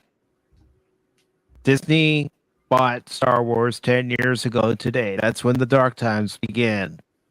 We didn't know it at the time, but we know it now. Yep. George Lucas made his money down. I did the math and I saw it on a article. George Lucas, forget the money they gave him, because remember they gave him like $6 billion cash and then another $7 billion in stock.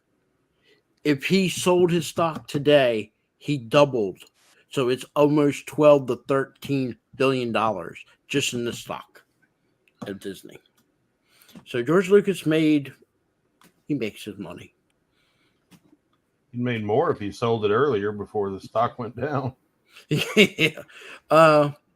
I really think George Lucas would have been better off when Steve Jobs was alive, and he was the one that told George if he wanted to sell.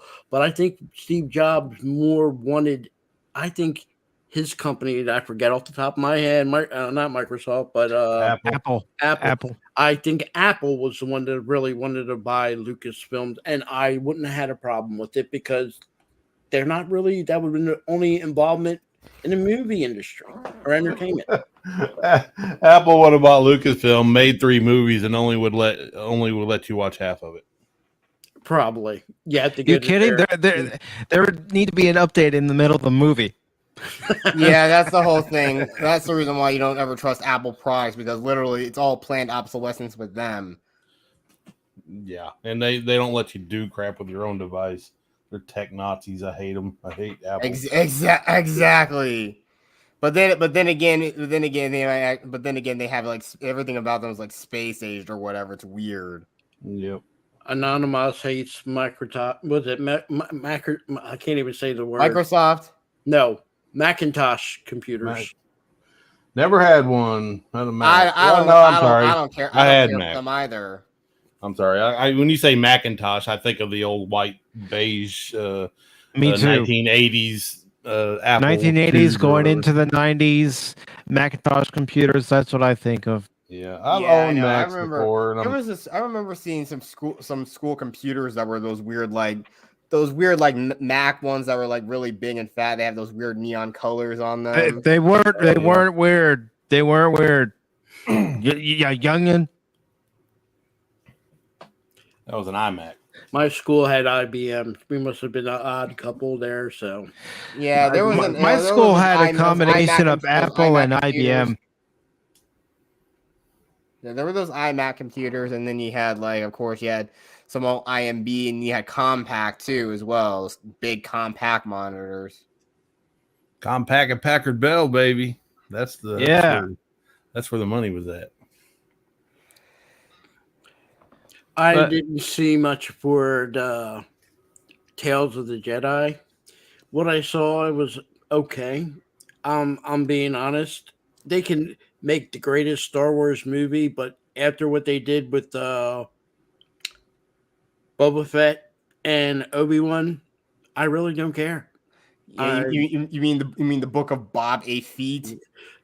I will tell you this: what really aggravated me and got me upset was Disney had to claim, because when they said Boba Fett, we can't have violence. The Wookiee that they had on that show got shot 30 times, but it didn't affect him. Yet he still lived. Yeah, and you go into Endor, and in the very first episode, Endor, you have a headshot. Something Boba Fett should have been doing. But but of course they don't want to. Again, either characters they want, they'll just pick and choose which character gets a main character shield. As long as it's a George Lucas created character or something associated with George Lucas Star Wars, they're not going to let that character be triumphant. If it's one of their own characters, oh yeah, have at it. Yep. And I didn't believe that at first, but I'm starting to believe that way. And since they are that way, and I'm older generation, I seen like the original trilogy, the prequels. I love them. Something like that, it's a slap in the face. I'm pretty much like Doctor Who. I'm done with it. I'm done with it. So, Well, when it comes to the Star Wars trilogy, I saw them as they originally were, not the special edition and special Blu-ray edition. And George wants to add this to it, and it's like, George, you're ruining the perfect recipe. Stop. Yeah, all you have to do is just clean up the vision, just clean up the older visuals. And yeah, there were some changes that were well needed, like the look of Cloud City. That was a needed change, but other than that, everything else, some things were very unnecessary. I have on DVD. I have both copies of each of the original Star Wars from '77, and the what do you guys want to call remastered one that came out in 95, 96. So I can pick and choose, and I'll be honest, I prefer the original, but I'm not going to be a hater on the special editions. Yeah, me neither. I mean, sure, like I said, some changes were needed, like the look of Cloud City. I know some effects look really weird, like you see Luke just that weird CGI just thing of him just jumping up and flying up on the screen as he jumped out of that thing for Vader lured into that carbonite trap. Mm-hmm. That was one of the unnecessary things they did. I mean, just showing him just a cut of him jumping up in the air and showing him like trying to climb out. That works just well enough. But and the same thing goes with the whole Han shot first thing. Just showing the Han did shoot first. Yeah, he did. Yeah, he did. He fired. It was just a big puff of smoke, and then Greedo just fell down dead. That pretty much tells us on who Han Solo is as a character immediately. You need to show and saying that Greedo is supposed to be this bounty hunter. It seems like it shows that he's just really freaking incompetent with that new slot. And all they did to change it for what Disney did is add McClunky. That's because back in the day when they would write characters, whether it's for movies or television, they wouldn't have to show you a lot to tell you who the character was about. They would just show you just enough to let you know what this character is about. We see in episode 1, Darth Maul uses saber and does the move and kill Qui-Gon Jinn. Qui-Gon Jinn. Darth Vader does twice to that Reva character, and she's able to walk away.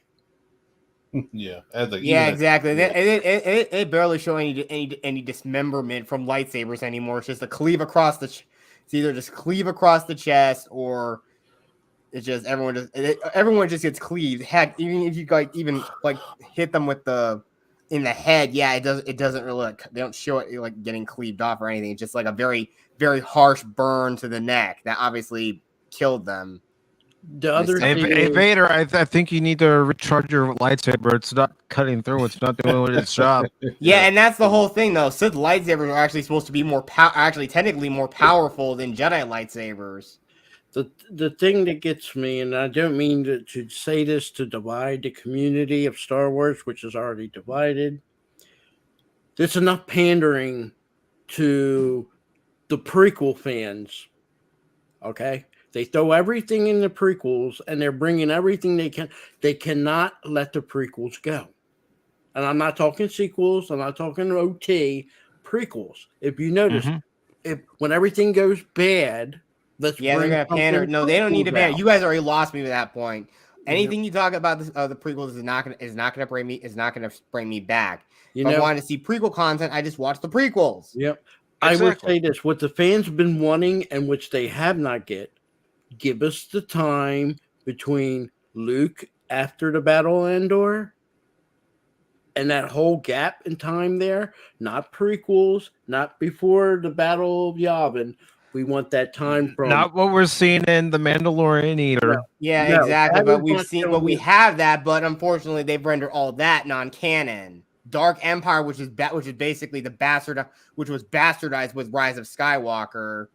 You have, of course, something that easily they could have also used. One, everyone knows about the legendary Thrawn trilogy, but if you really want to go balls to the wall with a good post-Endor story arc is, of course, the Second Galactic Civil War. I mean, also you still got that same sort of bastardization of Han Solo's children with Ben Solo, aka Kylo Ren. Which, again, not only that, but Han and Leia actually had 3 children, 2 twins, Jason and Jaina, and of course their third son, Anakin Solo. But he died during the Yuzong Vong invasion, which were an extragalactic race of aliens with live organic weaponry that essentially obviously came into the galaxy. And even then, I think that was the subject of of a novel that was set during the prequels called The Outbound Flight. Yep. I think they are mentioned in that story. There's 2 books on that. There's the Outbound Flight that talks about the actual flight. And then there's a EU book where Luke Skywalker and Mara Jade go hunting for the wreckage of the Outbound Flight. And it explains a lot. But I know a lot of people, real quick, and I'm going to do it fast as possible, are big on Endor. I'm sorry. I don't want to see a Bondish Star Wars. What made Rogue One wasn't Endor. It was the X-Wings and the TIE Fighter battle over that planet and the final scene with Darth Vader. The rest of that you can jettison. And I'm exactly. And that latter half of the scene of the movie put the war back in Star Wars. Like, this really showed this was a galactic civil war. I will tell you this. And the only character out of that movie that people seemed to like was K2SO. Yep. Or Chua, aka Donnie Yen's blind monk character, and that other guy who fires that big repeating blaster. They are all cool characters. I will tell you this, and this might get me in trouble with a lot of OT fans. You can cut A New Hope all the way out. One part you can never cut out. What made the movie wasn't the lightsaber fight. It was the assault on the Death Star. That's what made Star Wars. If you were to say what's your favorite part, it isn't the trench run. Yep. Yeah, the assault. Yeah, the assault. That's on the what Death really Star puts you in place. You're like, wow. Because up to that point, let's be honest, I do like the one that people edited and they call it SC30 something. They re-edited the Obi-Wan Darth Vader fight and looks awesome. I would tell Star Wars, Disney, put that into Star Wars if you want to do an edit. But if you were to cut out the Battle of Yavin out of Star Wars, that movie wouldn't have been any good. Yeah. No one would have cared. That's what people want to see. X-Wings, starships, they want to starship dogfights, yes. Empire Strikes Back, the very beginning, you got the snow speeders against the walkers, That was awesome. Yeah, but you can't have just that either. No, you can't have just that. It's amalgamation of the whole story. It's I mean, again, the Jedi and the Sith are a part of that, but then you also have the two big sides fighting. You again with the prequels, it was the Confederacy of Independent Systems versus the Grand Army of the Republic. But I don't know, they both were using basically literal. The CIS had droids, we had clone soldiers. So, and again, that's basically the exact same thing. They had two. I mean, they basically were using two extremely disposable armies. That's basically what both those sides were doing. But my whole point is, Disney and a lot of the Star Wars fans love Rogue One, and I'm saying the real reason behind it was not just about his story and that girl's story, her father's story, which was cool, and Darth Vader's story, but it was that battle. You're going to have this whole show, and it's James Bondish type deal, but you're not going to show battles and stuff like that. Where's the battles? Where's the fight? And I'm not talking like Mandalorian when you see, 3 on 10 or something like that, fighting Stormtroopers. I want to see space battles.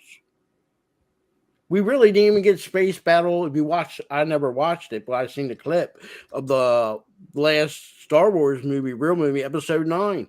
What were they? The horses running on top of space horses, Star Destroyer. All they had to do was tilt the damn ship, and they'd all fall off. That was so freaking stupid. But, it was just JJ. You want to see is the Millennium Falcon pop out somewhere just like you saw at the end of Endor with X-wings, Y-wings, even some of the B-wings and the A-wings. We wanted to see Wedge Antilles not in the turret of the Millennium Falcon. We wanted to see him in the next X-wing, wing. You know? Yeah, I mean, why do you have to like? And again, the entirety of the sequel trilogy was just another retread. I mean, yeah, you have a girl on a desert planet. Again, sound familiar, but wouldn't it be interesting if like maybe like Rey grew up on like maybe a core, like she's a person, like she's just a poor kid on a core world planet, like say Corellia, Kuat, or even Wait a minute. Coruscant. Jet, there's only one problem with that logic. According to Disney, there's only a couple of planets in the galaxy, and one of them happens to be Tatooine. More popular than Coruscant. Yeah, I mean, but then again, there's a lot more. I mean, I like the idea of visiting planets that are more industrial heavy. Yeah, like go to Corellia. I mean, Corellia is shown in that Solo movie. It's shown there, but I mean, come on, why not have a movie entirely set there on a more industrialized planets? I said mostly Boba Fett should never have been on. He should have had one episode and then off Tatooine. He should have been on Nar Shaddaa. That's another good Cumulonimbus planet. That is literally that's a smuggler's paradise. Yep. Why are they all that's with Tatooine? Yep. And let's go ahead and move on to this next story where Bob Chapek is responding to his company being too woke. Well, it is, Bob. Yep. Bob, did you get the memo, Bob? Apparently not. This article from CBR.com says Disney boss responds to those decreeing the company for being too woke. Walt Disney Company CEO Bob Chapek addresses concerns that many of the company's recent productions have been criticized for going too woke. And it starts off by saying Walt Disney Company CEO Bob Chapek is, well, Chapek, whatever you want to call him, I don't care, is responding to criticism decreeing the company for being too woke. The Disney boss spoke at Wall Street Journal's Tech Live conference to discuss the blending of Disney Plus programming with the company's theme parks. And it also goes on to say that he's taking some time to address the shift into more diverse projects. We want our content to reflect the rich, diverse world we live in. Chapek said, we live in a world now where everything seems to be polarized. Well, it's because certain people are making it polarized. But I think we want Disney to stand for bringing people together. I think you want it to be divisive more than united. You know about the damn walkout that everyone did because of the whole. Of course, we want people voting against a quote unquote groomer law or whatever. That literally was like, again, you already know that there are like creepy people who are woke people who are also total creeps out there. But of course, they want to say that, yeah, being that way, that it's another orientation. No, it freaking isn't, you immoral psychos. Mm-hmm. And the article says when further pressed about pushing for diversity in Disney projects, the CEO explained that he is looking at the long game rather than the present moment. I think Disney is a company that has survived for 100 years by catering to the audience, and it's going to thrive for the next 100 years by catering to its audience. Chapek continued. We'll see if it even lasts another 100 years. Well, that's the problem right there, right? They have a really weird idea about who the audience is. Their idea of the audience is not me and you. It's not people in their 40s, people in their probably 30s. No, it's those who are single in their 20s or even younger. That's who they're. Yeah, well, guess what? I could say I could probably fit the demographic, but guess what? I think all that stuff is crap. Disney thinks, and I really believe this, along with a lot of these companies, and we all know about Warner Brothers. They got hit with reality, Still need to suffer a little bit more, but they got hit with reality. Disney thinks, and a lot of these companies think, eventually you're going to, I don't want to use the word, but I have no choice, comply. You're going to fall in line.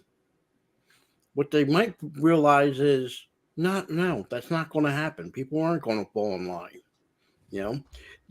Disney was in trouble before The Lion King and The Little Mermaid come up.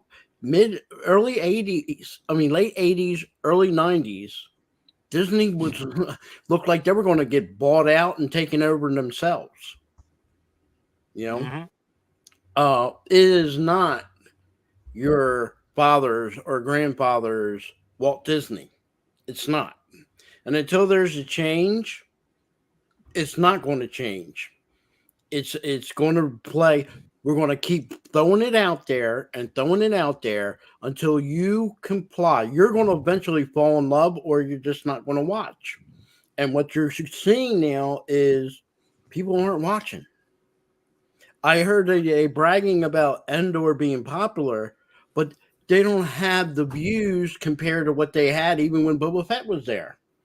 Yep. And even Dempsey brings up two good points here. He says, fantasy isn't in our world, though. These people couldn't write a good bathroom. I'm sorry for laughing, but this part is funny. A good bathroom stall graffiti line. They think we have no alternative. And that's one of the big problems for Disney is they don't realize that there are alternatives out there. People are finding alternatives. Look at Universal with what they're going to be getting at their theme parks with Super Mario Land. And how people are already more excited for that than anything Disney's brought to their parks in recent memory, even Rise of the Resistance. That ride still breaks down. It'll continue to break down. Well, unfortunately, guys, I got to go. Thank you guys for having me on. I know, Anonymous, you're really sad to see me go. I'm sad. Yeah, I got tears right now. My turn to cook dinner for the family, so I need some time to do some cooking. So, thank you guys for having me on, and y'all have a good rest of the weekend. Thank you for coming on, Phil, and see you later. I'm sure you're going to be there Tuesday when Paul and Michael are celebrating their birthdays. Yeah, I'll be there. And Anonymous. Hey. Hello. Sorry, excuse me. Well, Anonymous Jet, you also guys take care. Nice talking to you guys again. And always have a good weekend, guys. You too, Phil. And happy Halloween. And have fun this weekend. Enjoy your food and go away now. Do. Go away. Go away now. Go away. So this article continues by saying in 2022, Disney's film and television output has been heavily criticized on social media for forcing wokeness on younger audiences. Pixar's Lightyear came under fire for having a same-sex kissing scene, and the Little Mermaid trailer was flooded with racist comments on YouTube. Now, okay. I'm going to stop right here. Racist comments? See, that's one of the problems nowadays. You have a different opinion, a different viewpoint, and you're automatically considered racist. That is one of my biggest issues with how people respond nowadays. No, they're not being racist because they don't like the actress that's playing Ariel. They're looking at it and they're looking at the story where it originates and going, nah, this isn't linking together. No, they want to race swap and be diverse or whatever and commit gendercide. I mean, heck, you saw it a little bit. Yeah. You kind of saw a little bit. You see a little bit of that in Black Adam, because I think the character the person played in the original comic, they're obviously supposed to be a pure Irish looking redhead. But of course, yeah, you can't ever have that, because of course everyone literally believes the idea that gingers have no souls. They do. So apparently. they must. So they we must joke be about it, but they must be, really and so believe it. therefore they must be erased from media, or moving forward they just never be allowed. Yeah, it's retarded. They want, everything's about woman, everything's about race. It's all about the color of your skin, and they have to destroy the old because it's too white for them. It's I don't know. They can't create. I mean, they're creatively bankrupt. They can't create their own movies with And diverse that's characters. not just with Disney. That's with all the big movie companies in Hollywood. They can't create anything new. No, that's why they're destroying everything from the past. Is good. I mean, I mean, I wouldn't understand in my head that would say I like this character better because their skin's black, or I like this character better because I'm glad they updated it because they're Mexican now, or an older character like Ariel, I feel embarrassed even. I'd be embarrassed to even be around a person who believes this. Yeah, it adds nothing, and there's no reason to do it. They could have easily made a mermaid movie, a new mermaid movie with a black mermaids. Heck, you could have made a fully American adaptation of that show. Mako Mermaids H2O, just add water. You could have just made your own American adaptation of that. For all they could have done several things, and nobody, being a brand new character, nobody would have cared. It would have been, oh well, as long as the story was good and special effects are good, blah blah blah. As long as that was good, nobody would have cared. Heck, you could have done a retelling of The Little Mermaid if you wanted to, which is essentially what they're doing in a way, if you look at it. But they're not doing it in a good way. They're going to be making more changes to their properties to meet current times. And by meeting current times, you could look at it 10 years from now and go, it's outdated. Heck, it's already outdated a year after it's released. Exactly. And that's the reason why I don't ever like the idea of trying to make everything contemporary. Have it up for modern standards. Because if you do all that stuff and you do everything that's like trending at the time, you immediately date your movie. I like the idea of making a story that feels timeless. I mean, sure, a story that may be set in the modern era, but come on, you got to have elements in there to just make it seem like, yeah, this could. And again, you have universal themes that everyone can resonate with everybody. Because I mean, who doesn't want to have a great life and have family, friends, and people, and like to find the one or something? Who doesn't want that? And that's the whole thing. And even the challenges of having to go through that kind of life. There are going to be points in your life where you're going to suffer. There are going to be points where you're going to be on top of the world. That is how life works. And again, if you go through those pitfalls of life, people will easily resonate with that. And that's perfect. Yep.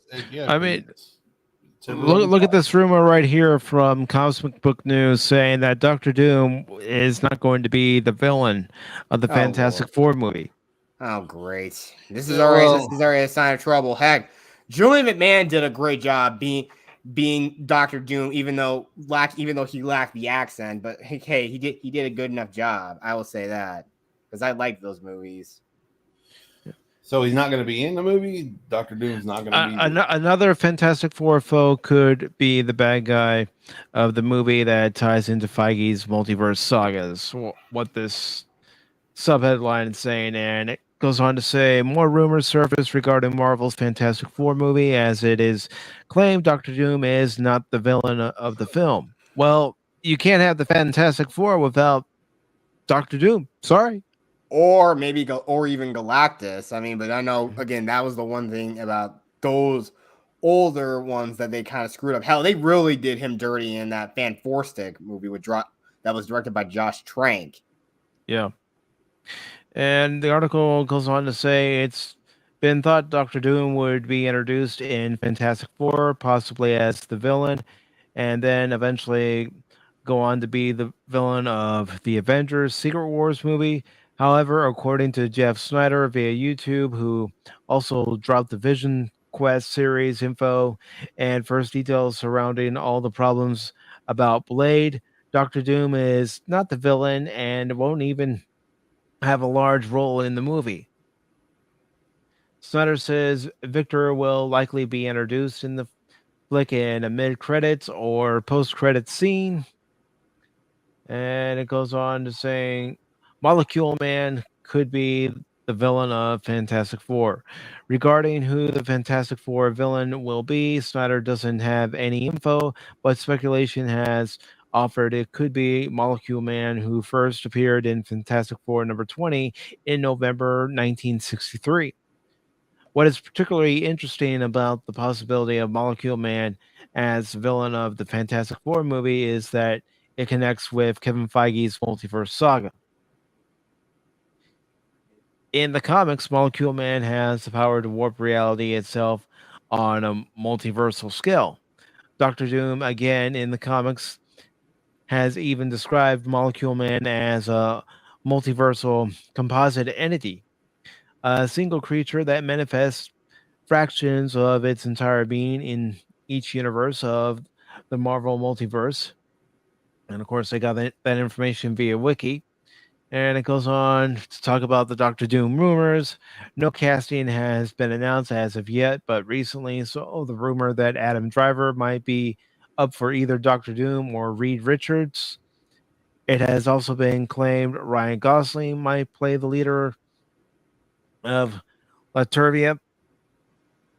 And it finishes off by saying rumors have also offered Doctor Doom was supposed to appear in Black Panther Wakanda Forever as concept art leaked, but now it's claimed Doom has been cut from the film. And of course, we won't see Fantastic Four until February 14th, 2025. So if you really love someone, don't take them to see that movie. I'm just saying it right now. Yeah. Just another advertising flop. Mm-hmm. So what are your thoughts? Do I need Doctor Doom to be in the new? I mean, he was in all the other ones. I don't know. That's a question you have to ask. Did they do him right?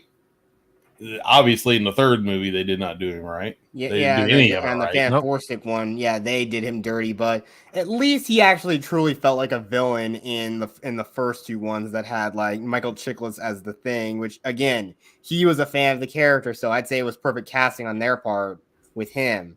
People were kind of iffy on people like Jessica Alba as the Invisible Woman, but I'd say like that guy Elon, I forget, I don't know, that guy's name is very hard to pronounce, but he did a decent job as Reed Richards, and of course, we all know Chris Evans played the Human Torch. He did a very good job playing this very immature 20-something guy who obviously lives life like he's on edge every time. And he's And a Michael ladies' Chiklis man. was good as the Thing. Yeah, that's why I said that. Yeah, he was. Yeah, Michael Chiklis was a fan of the character. He gladly like went through all that prosthetic makeup work to get it to work. And again, they did that all with practical effects, and it looked great. Mm-hmm. And Dempsey brings up the fact that Molecule Man being around means that the Beyonders and the Marquis of Death are in play. But he also adds, I doubt Disney's ability to write that story well, consider me dubious. Well, you're not wrong. Yeah, they won't be able to do it right.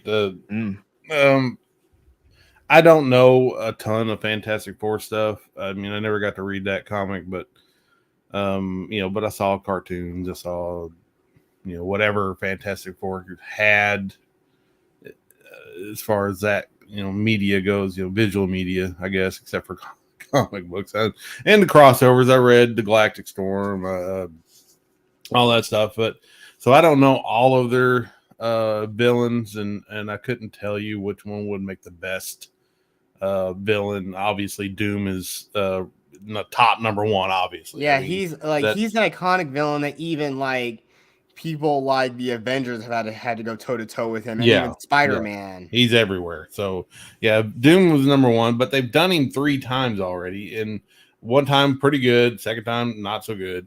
So do we need him a third time? I know, I get you. Doom's number one in your book, in your hearts, and you want him in the next movie. And I don't blame, if they had Doom, I wouldn't care. I mean, I'd be fine with it. Totally fine. Doing better, doing right. Adam Driver, I'm not so sure about that. But are there other villains? I would love to see an actual redo of Fantastic Four 2 with the Silver Surfer and a proper Galactus. That would be freaking awesome. Instead of the giant space cloud. Yeah, that was dumb as dirt. But yeah, that would be my top one. I love the Silver Surfer, and I would love to see that Fantastic Four movie. Yeah, he was like the body actor for him was Doug Jones, but the voice was Lawrence Fishburne. Yeah, that was good. Everything you know is at an end. What do you mean by that? MC also says they seriously did an Infinity Gauntlet story without Adam Warlock, so I doubt they'll set this up well. Speed running decades of storylines to get to the good parts is why DC's Justice League failed. Yeah, they DC took off too much. They took off running at 90-0, and they didn't stop to smell the roses a little bit. You know, we needed more exposition. We needed more of this story spread out, and they went straight into freaking the death of Superman. I mean, come on, that you guys had years worth of movies to make, or decades worth of movies to make, and you tried to blow your wad in one go. Yeah, I don't understand that. Yeah, they were Justice League and Batman v Superman were trying to do way too much. Yeah. Because they're trying to catch up to Marvel instead of taking, the slow approach and building everything up. They said, no, we got to throw all this together. Throw it all in the pot. And it was a big pot of stupid stew. Mm-hmm. Stupid stew. So on to our next article. It comes from Anime News Network, and it says Gundam Witch from Mercury anime gets novel adaptation. This was posted just a few days ago, and it says the December issue of Kodokawa's Gundam Ace magazine announced on Wednesday that Mobile Suit Gundam, The Witch from Mercury, and the first Gundam television anime series in 7 years will get a novel adaptation. The anime's SF researcher and novelist Yuya Takashima's, and again, I probably said that wrong. I do apologize. But if you've watched Pop Talk long enough, you know I can never pronounce a Japanese name without a little bit of trouble. Is writing the novel adaptation. And I'm not doing it on purpose. The novel adaptation of Mobile Suit Gundam, The Witch from Mercury anime will be serialized in the Gundam Ace magazine. The show is the first main Gundam television anime series with a female protagonist. The anime premiered in Japan on October 2nd on MBS and TBS, and it airs on Sundays at 5 p.m. The anime's second part will air in April 2023 in the same Sunday 5 p.m. time slot on MBS and TBS as the first part. Crunchyroll is streaming the series as it airs.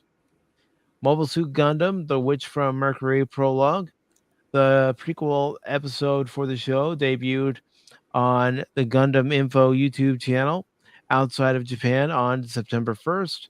The prequel anime also debuted on streaming services in Japan on September 4th and later aired on MBS and TBS on September 25th. Hiroshi Kobayashi, let's see, is directing the anime at Bandai Namco Filmworks Sunrise with Ryo Ando, and says as co-director Ichiro Okuchi is credited for the series composition as a script writer, and it goes on to say who else is credited with original characters, and Takashi Omama. And again, I probably said that wrong. I do apologize. Is composing the music. The anime's, like I said, I probably said it wrong. I know, it's just funnier how it's said. It sounds like something Shao Kahn would say. Oh, ma. The anime's mechanical designers include Junted. I'm not even going to try it. I'm going to stop right there. But anyways, for anybody who's a fan of the new Gundam series, you're getting a new novel. I have not checked it out. I'm actually behind on my anime. I haven't even checked out the first 2 episodes of My Hero Academia season 6. I know I'm not all that big into anime myself. I mean, I've watched anime like SDF Macross and Cowboy Bebop, which are stellar animes, but they're not as good. And I mean, we already know a big majority of all the anime market out there is those weird harem, those high school harem anime type shows. Right? I've only seen one, and it's just like, yeah, this is literally every anime. Those shows are literally anime. Every anime weaves like freaking dream to have a whole bunch of girls just around them, which they already know it's never gonna happen. Which, let's be honest here, those dudes are never gonna get with chicks like that ever. And Dempsey adds the new season of Bleach is amazing so far. He also goes on to say Gundam was awesome from what I can remember of it. And another comment he made to the previous article was Todd McFarlane's Spawn is better than DC or Marvel, in my opinion. They are still putting out banger comics. I saw Wakisashi's Tea House reviews on some of them, and they look great. And that's where people are going. They're going to comics outside of DC and Marvel, and they're going to manga. They're going to manga, and of course, we already have the Rippaverse which kicked off very well. In fact, I'm pretty sure, not sure anyone's seen this, but my copy came in. Nice, very nice. Yep. And like me, you still haven't taken yours out of the packaging. Yeah, I need to get that. I need to sit down and actually read it in the near future. So there you go. Very cool. Very cool. So, Jed, is there anything you'd like to promote? Yes, I finally have done 2 things that I've finally done, which rounds out my October month-long special of doing stuff. I've done. I've been playing Left 4 Dead 2 on Twitch, but I also have re-uploaded those streams onto my YouTube channel. And again, you can find me on Twitch at the thing, and of course, I'm on Twitter and Instagram. So there you go with that. I've done that. I've done that, and of course, I do my own open mic series that I also rounded out yesterday night, where we actually, me and the Fell and a buddy of mine, Bear64, we took a look at and watched Night of the Living Dead, and thankfully, I probably didn't have to do anything about it because that film is in the public domain. And of course, we all know Night of the Living Dead is what kicked off the entirety of the zombie genre, or at least the modern zombie genre. So it was a fun time. We were just having fun, reacting, having a few laughs. It's just great. Oh, it really was. So, well, isn't that what streaming is all about? Especially panel streams like exactly. this, where we're just laughing and having fun. Here, or do your own one. It's always a blast, and it was always good to talk to you, Pacific. You two Anonymous, and again, anytime I've ever been on with like Cash Money, Tim's Talks, Paul from the Star Wars guys, everyone, it's always great to hang around with you guys always. So with that being said, I'll see you guys later. All right, you have a good day, brother. Too. All right, Anonymous. I know you're not much of a wrestling fan. Man, my but mic was muted. My mic was muted. I'm sorry. See you, Jet. I'm sorry. I was talking and I forgot my mic was muted. I can't laugh at you too bad. I've done that. Yeah. Sorry. All right. I know you're not much of a fan of wrestling, but I did have this wrestling article that I wanted to discuss, and I have a few thoughts on it, and that's one of the reasons why I want to discuss it. Was that there was a heated conversation between CM Punk and Chris Jericho after AEW's All Out pay-per-view, and that pay-per-view actually was, I believe, last month. So, according to this article from comicbook.com, and it was posted on the 28th, it says the fallout from AEW All Out is winding down, but as the wrestling world approaches the finish line, a flurry of fresh information has started to surface. Minutes before AEW Dynamite kicked off on Wednesday, which featured a vignette that teased the return of Kenny Omega and the Young Bucks, new information about the locker room fight arrived from CM Punk's camp.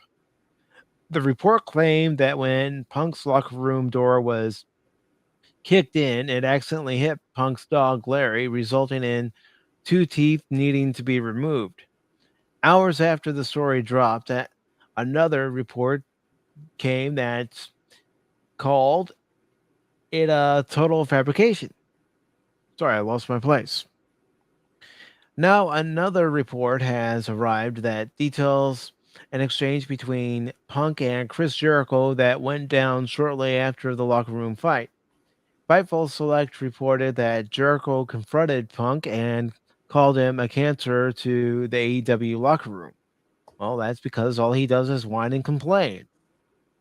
I used to be a big fan of CM Punk, but the more I see about how he whines and complains, the less I like him.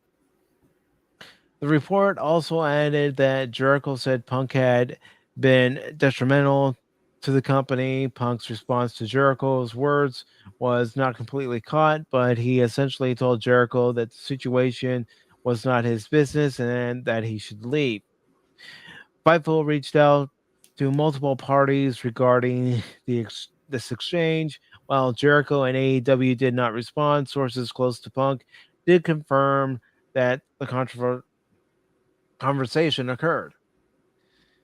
Another layer from the report comes with the timetable. The conversation between Jericho and Punk went down after the locker room fight, but before Jericho's press conference.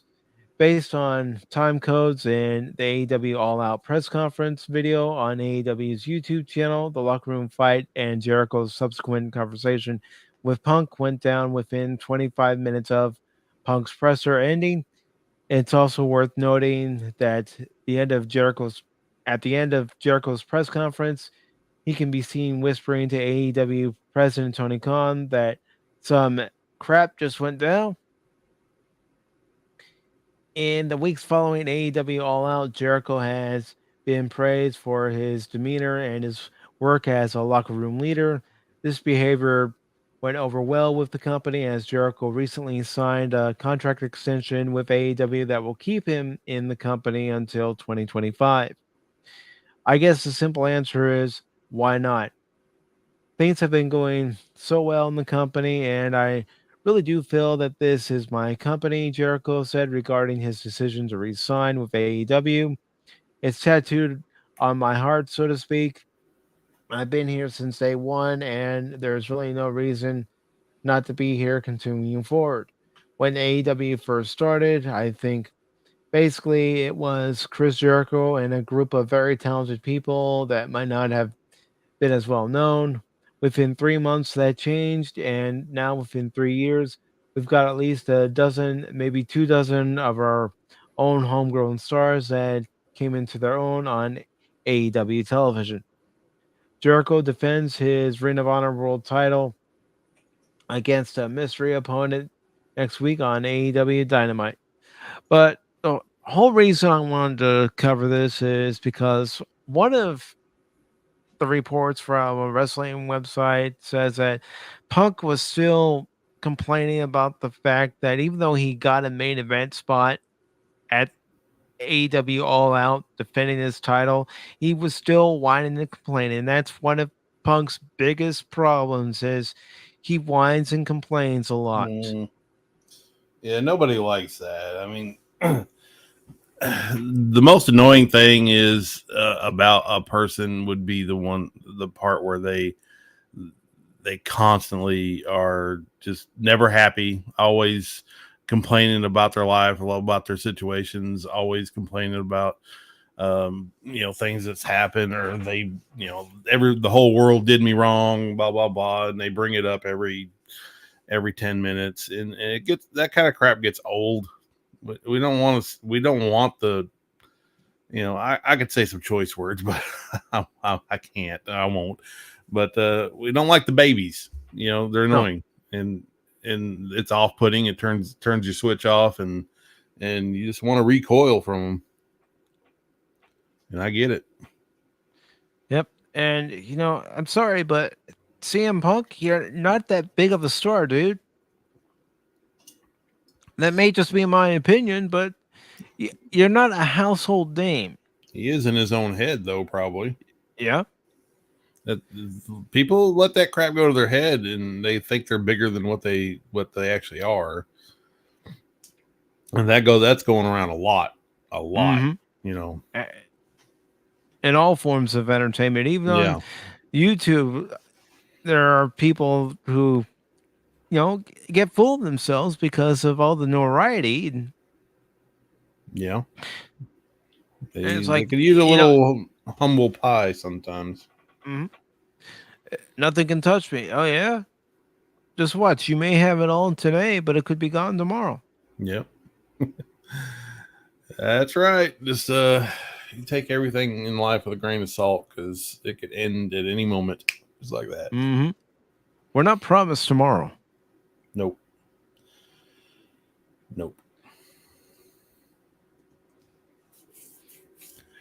So yeah, a little humility would be fine for that dude. Maybe somebody needs to put him in his place a little bit.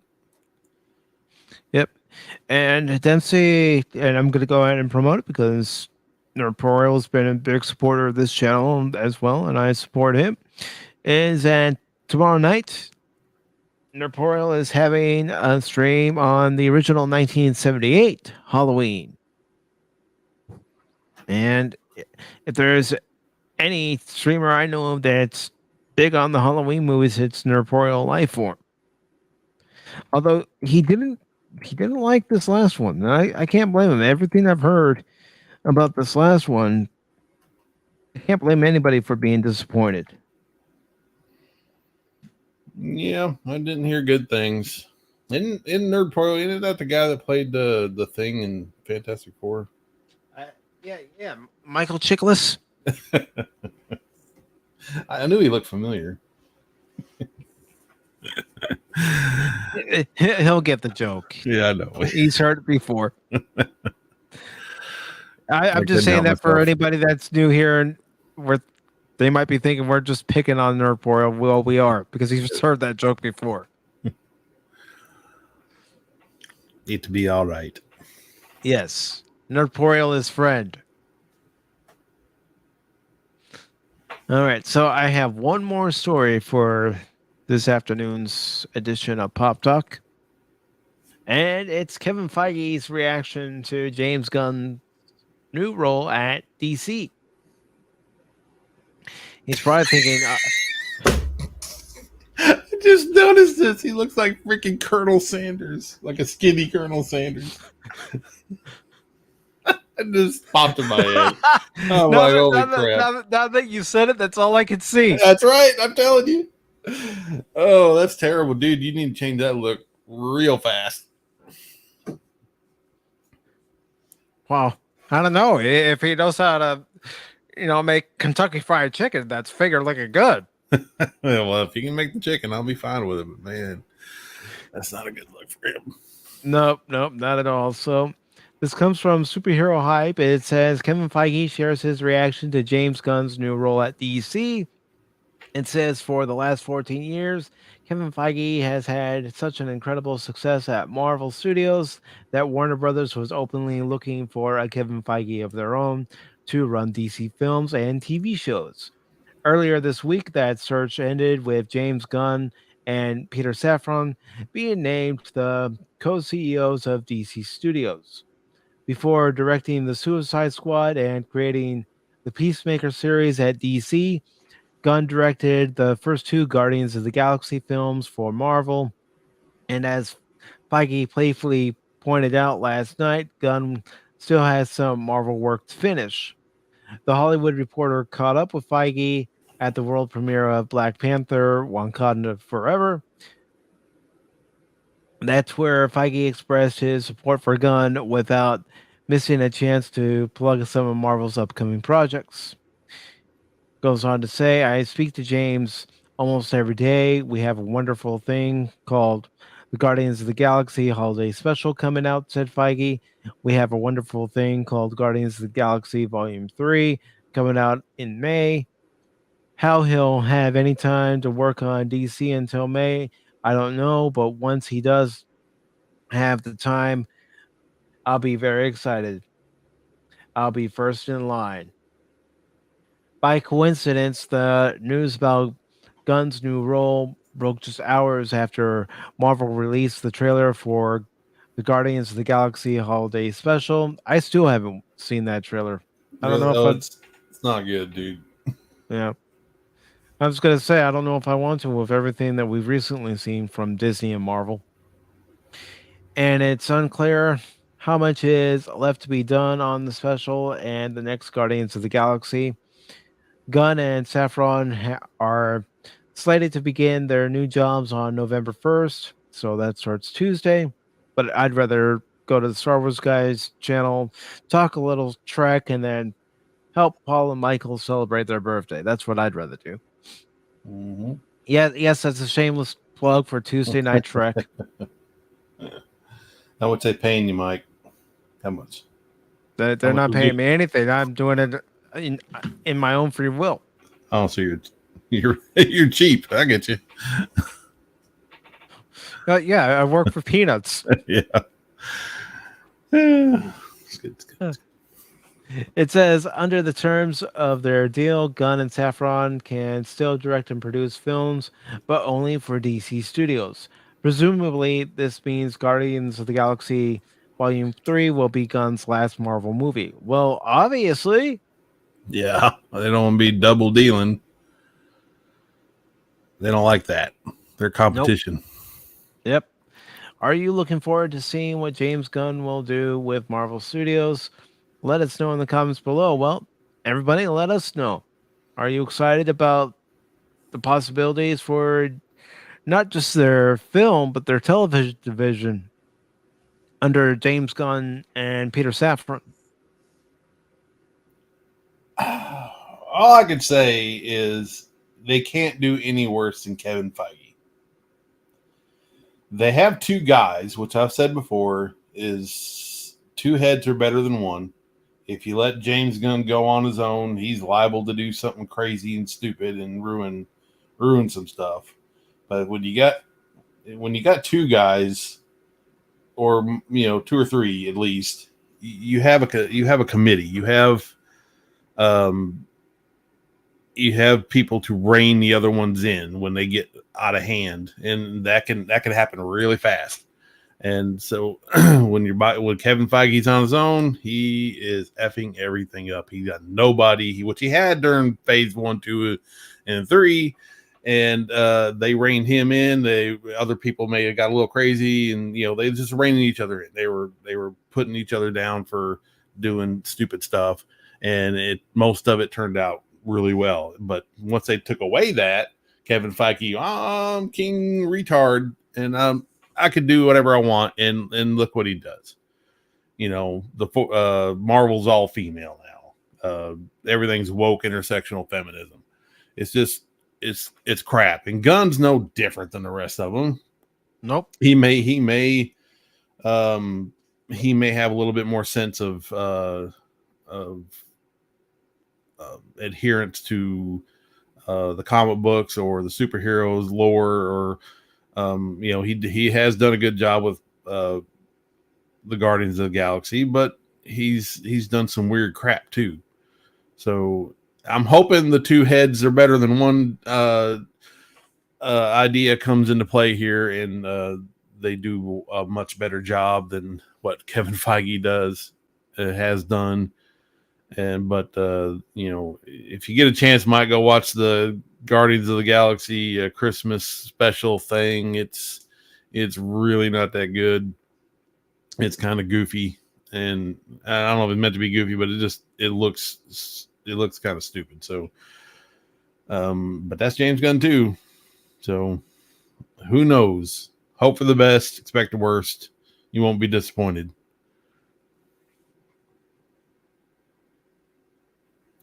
And Mike's gone, so I'm going to just keep talking. I'm going to say Dempsey says the problem is these people. It is the executives pulling the strings. It has been that way for a while, and it remains. Yeah, the executives, they're not creatives, and they get their hands in there. But Kevin Feige's not just a yes man. He had a vision for where he wanted his Marvel Phase 4 to go, and he executed it.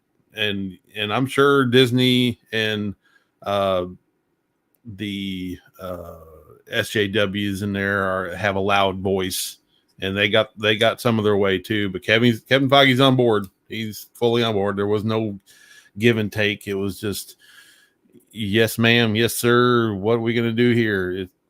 That's Disney right now. You can't help it. But Zaslav is also the executive now over WB, and he seems to want to make money.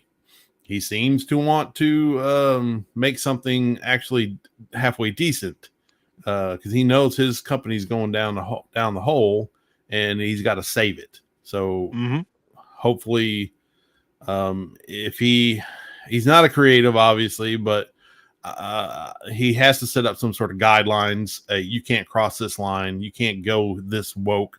You can't do this. You're just going to ruin the movie. I mean, common sense would tell you that get woke, go broke is a real freaking thing. And he's going to have a rule book for these people to not cross.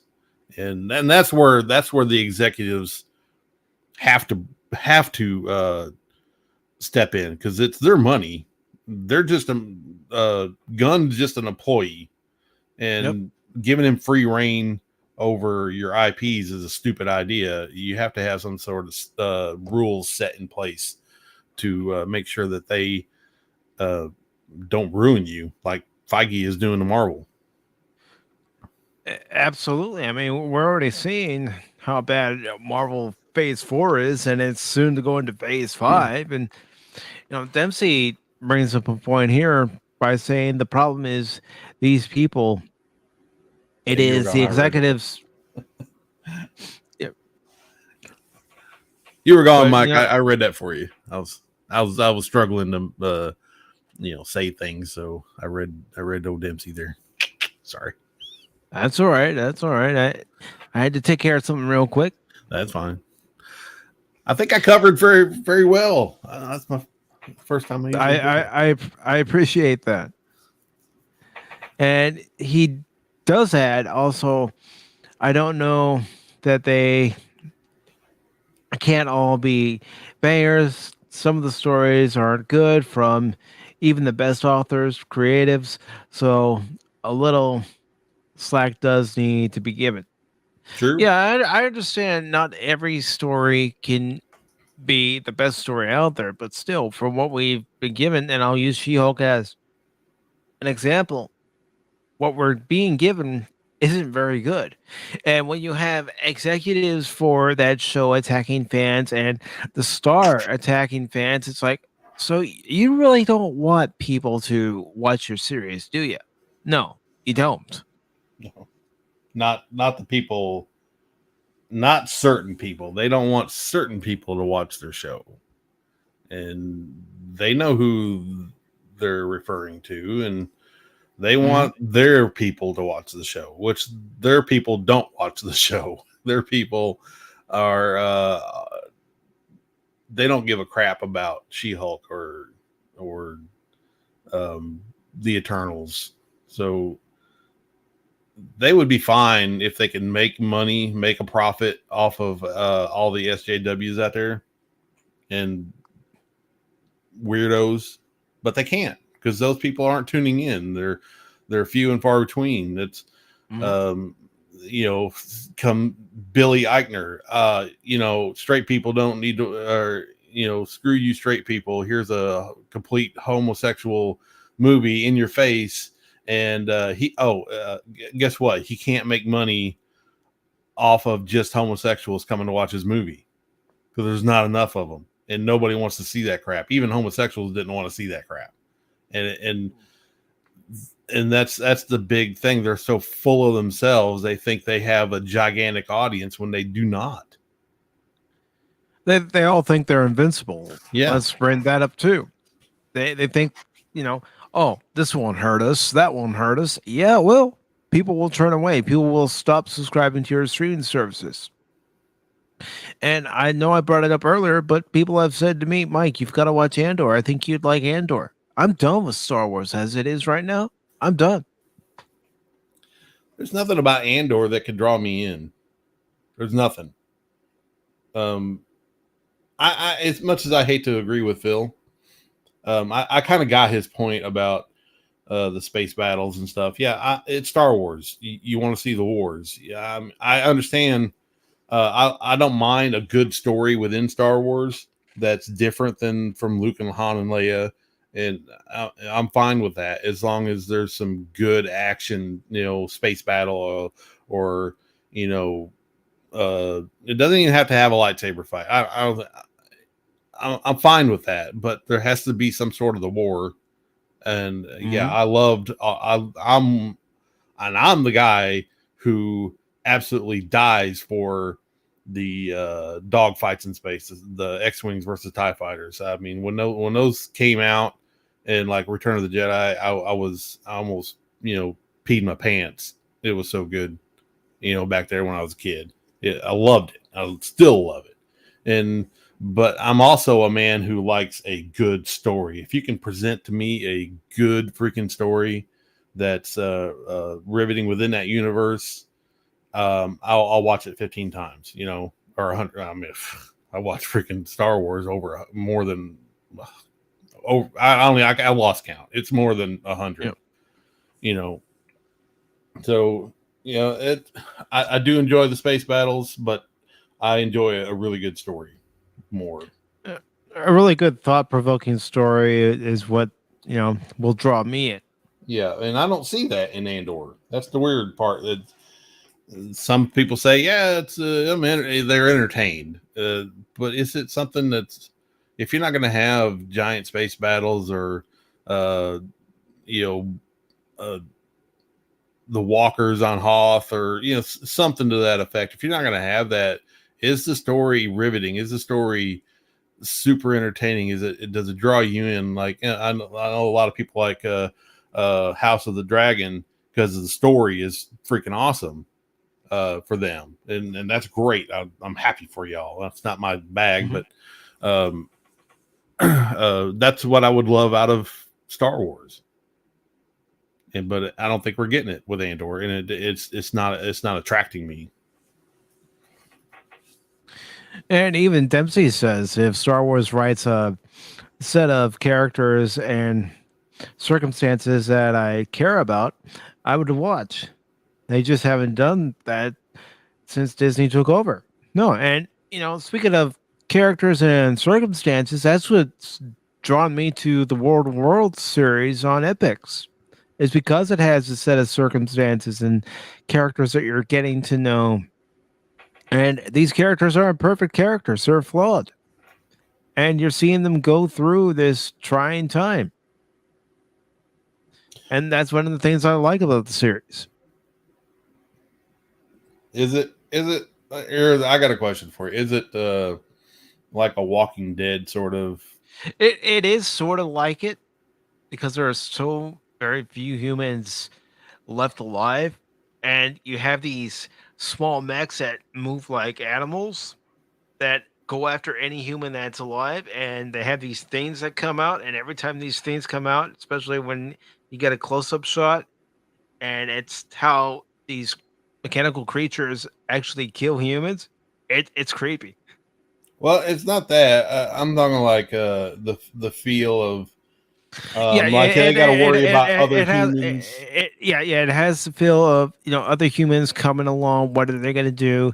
You know, meeting new characters, and you know everybody again is trying to fight for survival, and not being able to trust anybody because you don't know what their true motives are.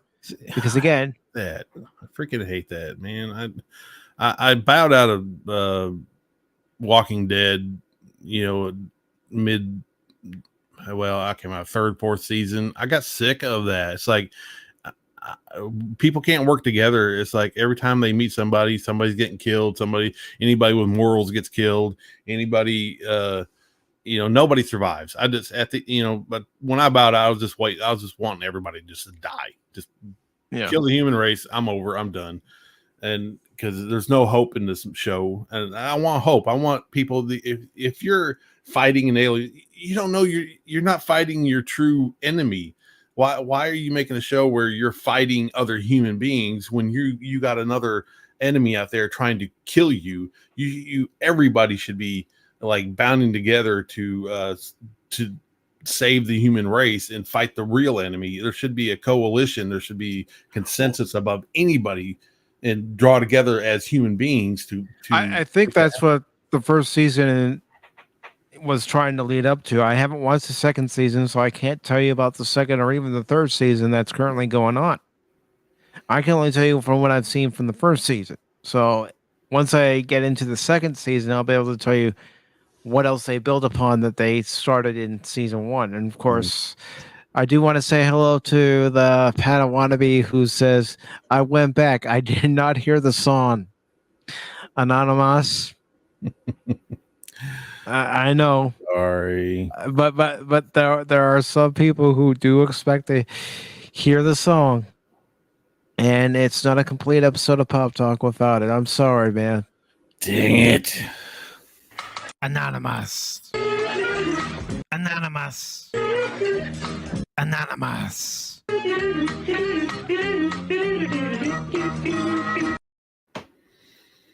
You suck, Padawannabe. You see what I had to do there, Padawannabe? You made Anonymous sad. We didn't get out of here fast enough, Mike. I should have shut my mouth.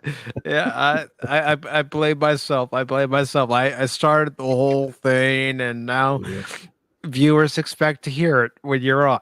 Dang it. You're going to drive me away one day, and you're going to miss me. Wait, come back. Don't leave. Anonymous.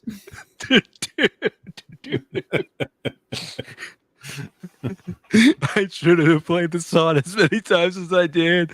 It's all my fault. It's all my fault. Then there needs to be somebody that says, Mike, pull yourself together, man. Now, if we had Cash here, he'd do it for you. The Cash would be like, yeah, Mike, just pull yourself together. It'll be okay.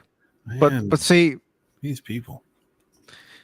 But see, Anonymous, I think we can agree to something that some people come here because they need their pain. And, well, as far as their pain's concerned, The pain runs deep. What do you know of my pain? Let us explore it together. Each man hides a secret pain. It must be exposed and reckoned with. It must be dragged from the darkness and forced into the light. Share your pain. Share your pain with me. I wish I had better teeth. Okay, so Star Trek 5, not the greatest Star Trek movie out there, but there are some clips that you could definitely play and have fun with. And Padawannabe has joined the party of understanding what my name means. He's like the third or fourth guy this week that figured it out. It's like, man, am I that cryptic? Well, you know, everybody has a meaning to their channel names. Me, I didn't want the channel to just be about one thing. I wanted it to be about multiple things. And I was thinking, well, what kind of name could I come up with where people will go, what the fuck is this channel about? And, well, PACIFIC414 came to mind. There you go. And Now- speaking of the channel, on Saturday the 19th at 8 p.m. Eastern, it'll be the 3-year anniversary of the channel, and it's going to be an open panel where we can talk pop culture, movies, television, video games, comics, even sports, if you want to talk sports. I know there are some viewers who like the sports stuff. And, well, I started it, so I can't really blame them for that. After all, I do talk about the Cubs during the season. That's right. So I just want to throw that out there and let you know that you're invited, Anonymous, if you can make it.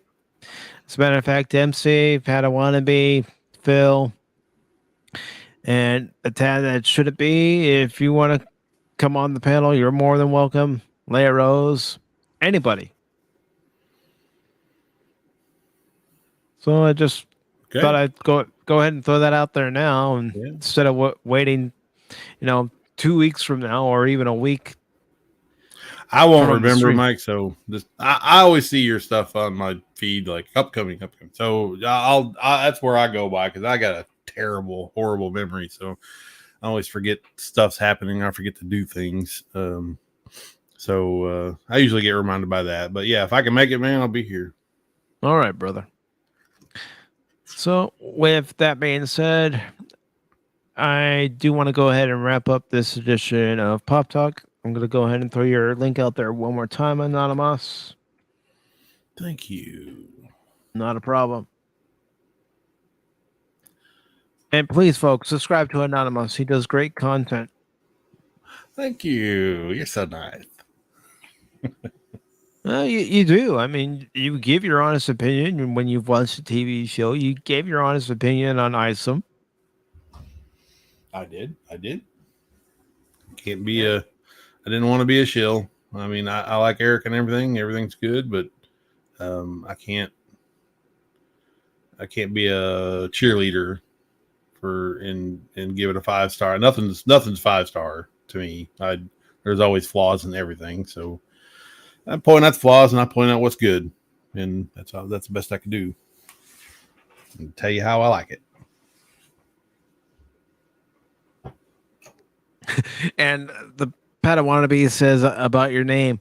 Sorry, it was definitely a WTF boomer moment for me. Sports. Brady is a single has been now. Well, Tom Brady in football, I really could care too less. Two, what's about football.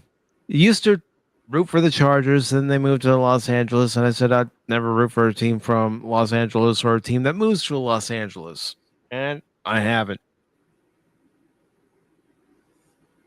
Cool. So with that being said, right now the only thing scheduled for this channel is Wednesday's edition of Pop Talk. I don't know if I'm going to do another game stream. I'm trying to decide what game I'm going to actually end up streaming. And then Thursday at 8 p.m. Eastern, unless things change, tentatively scheduled will be Cash and I actually giving our thoughts and opinions on season 5 of Cobra Kai. I know there are going to be people saying it's 2 months late, Mike.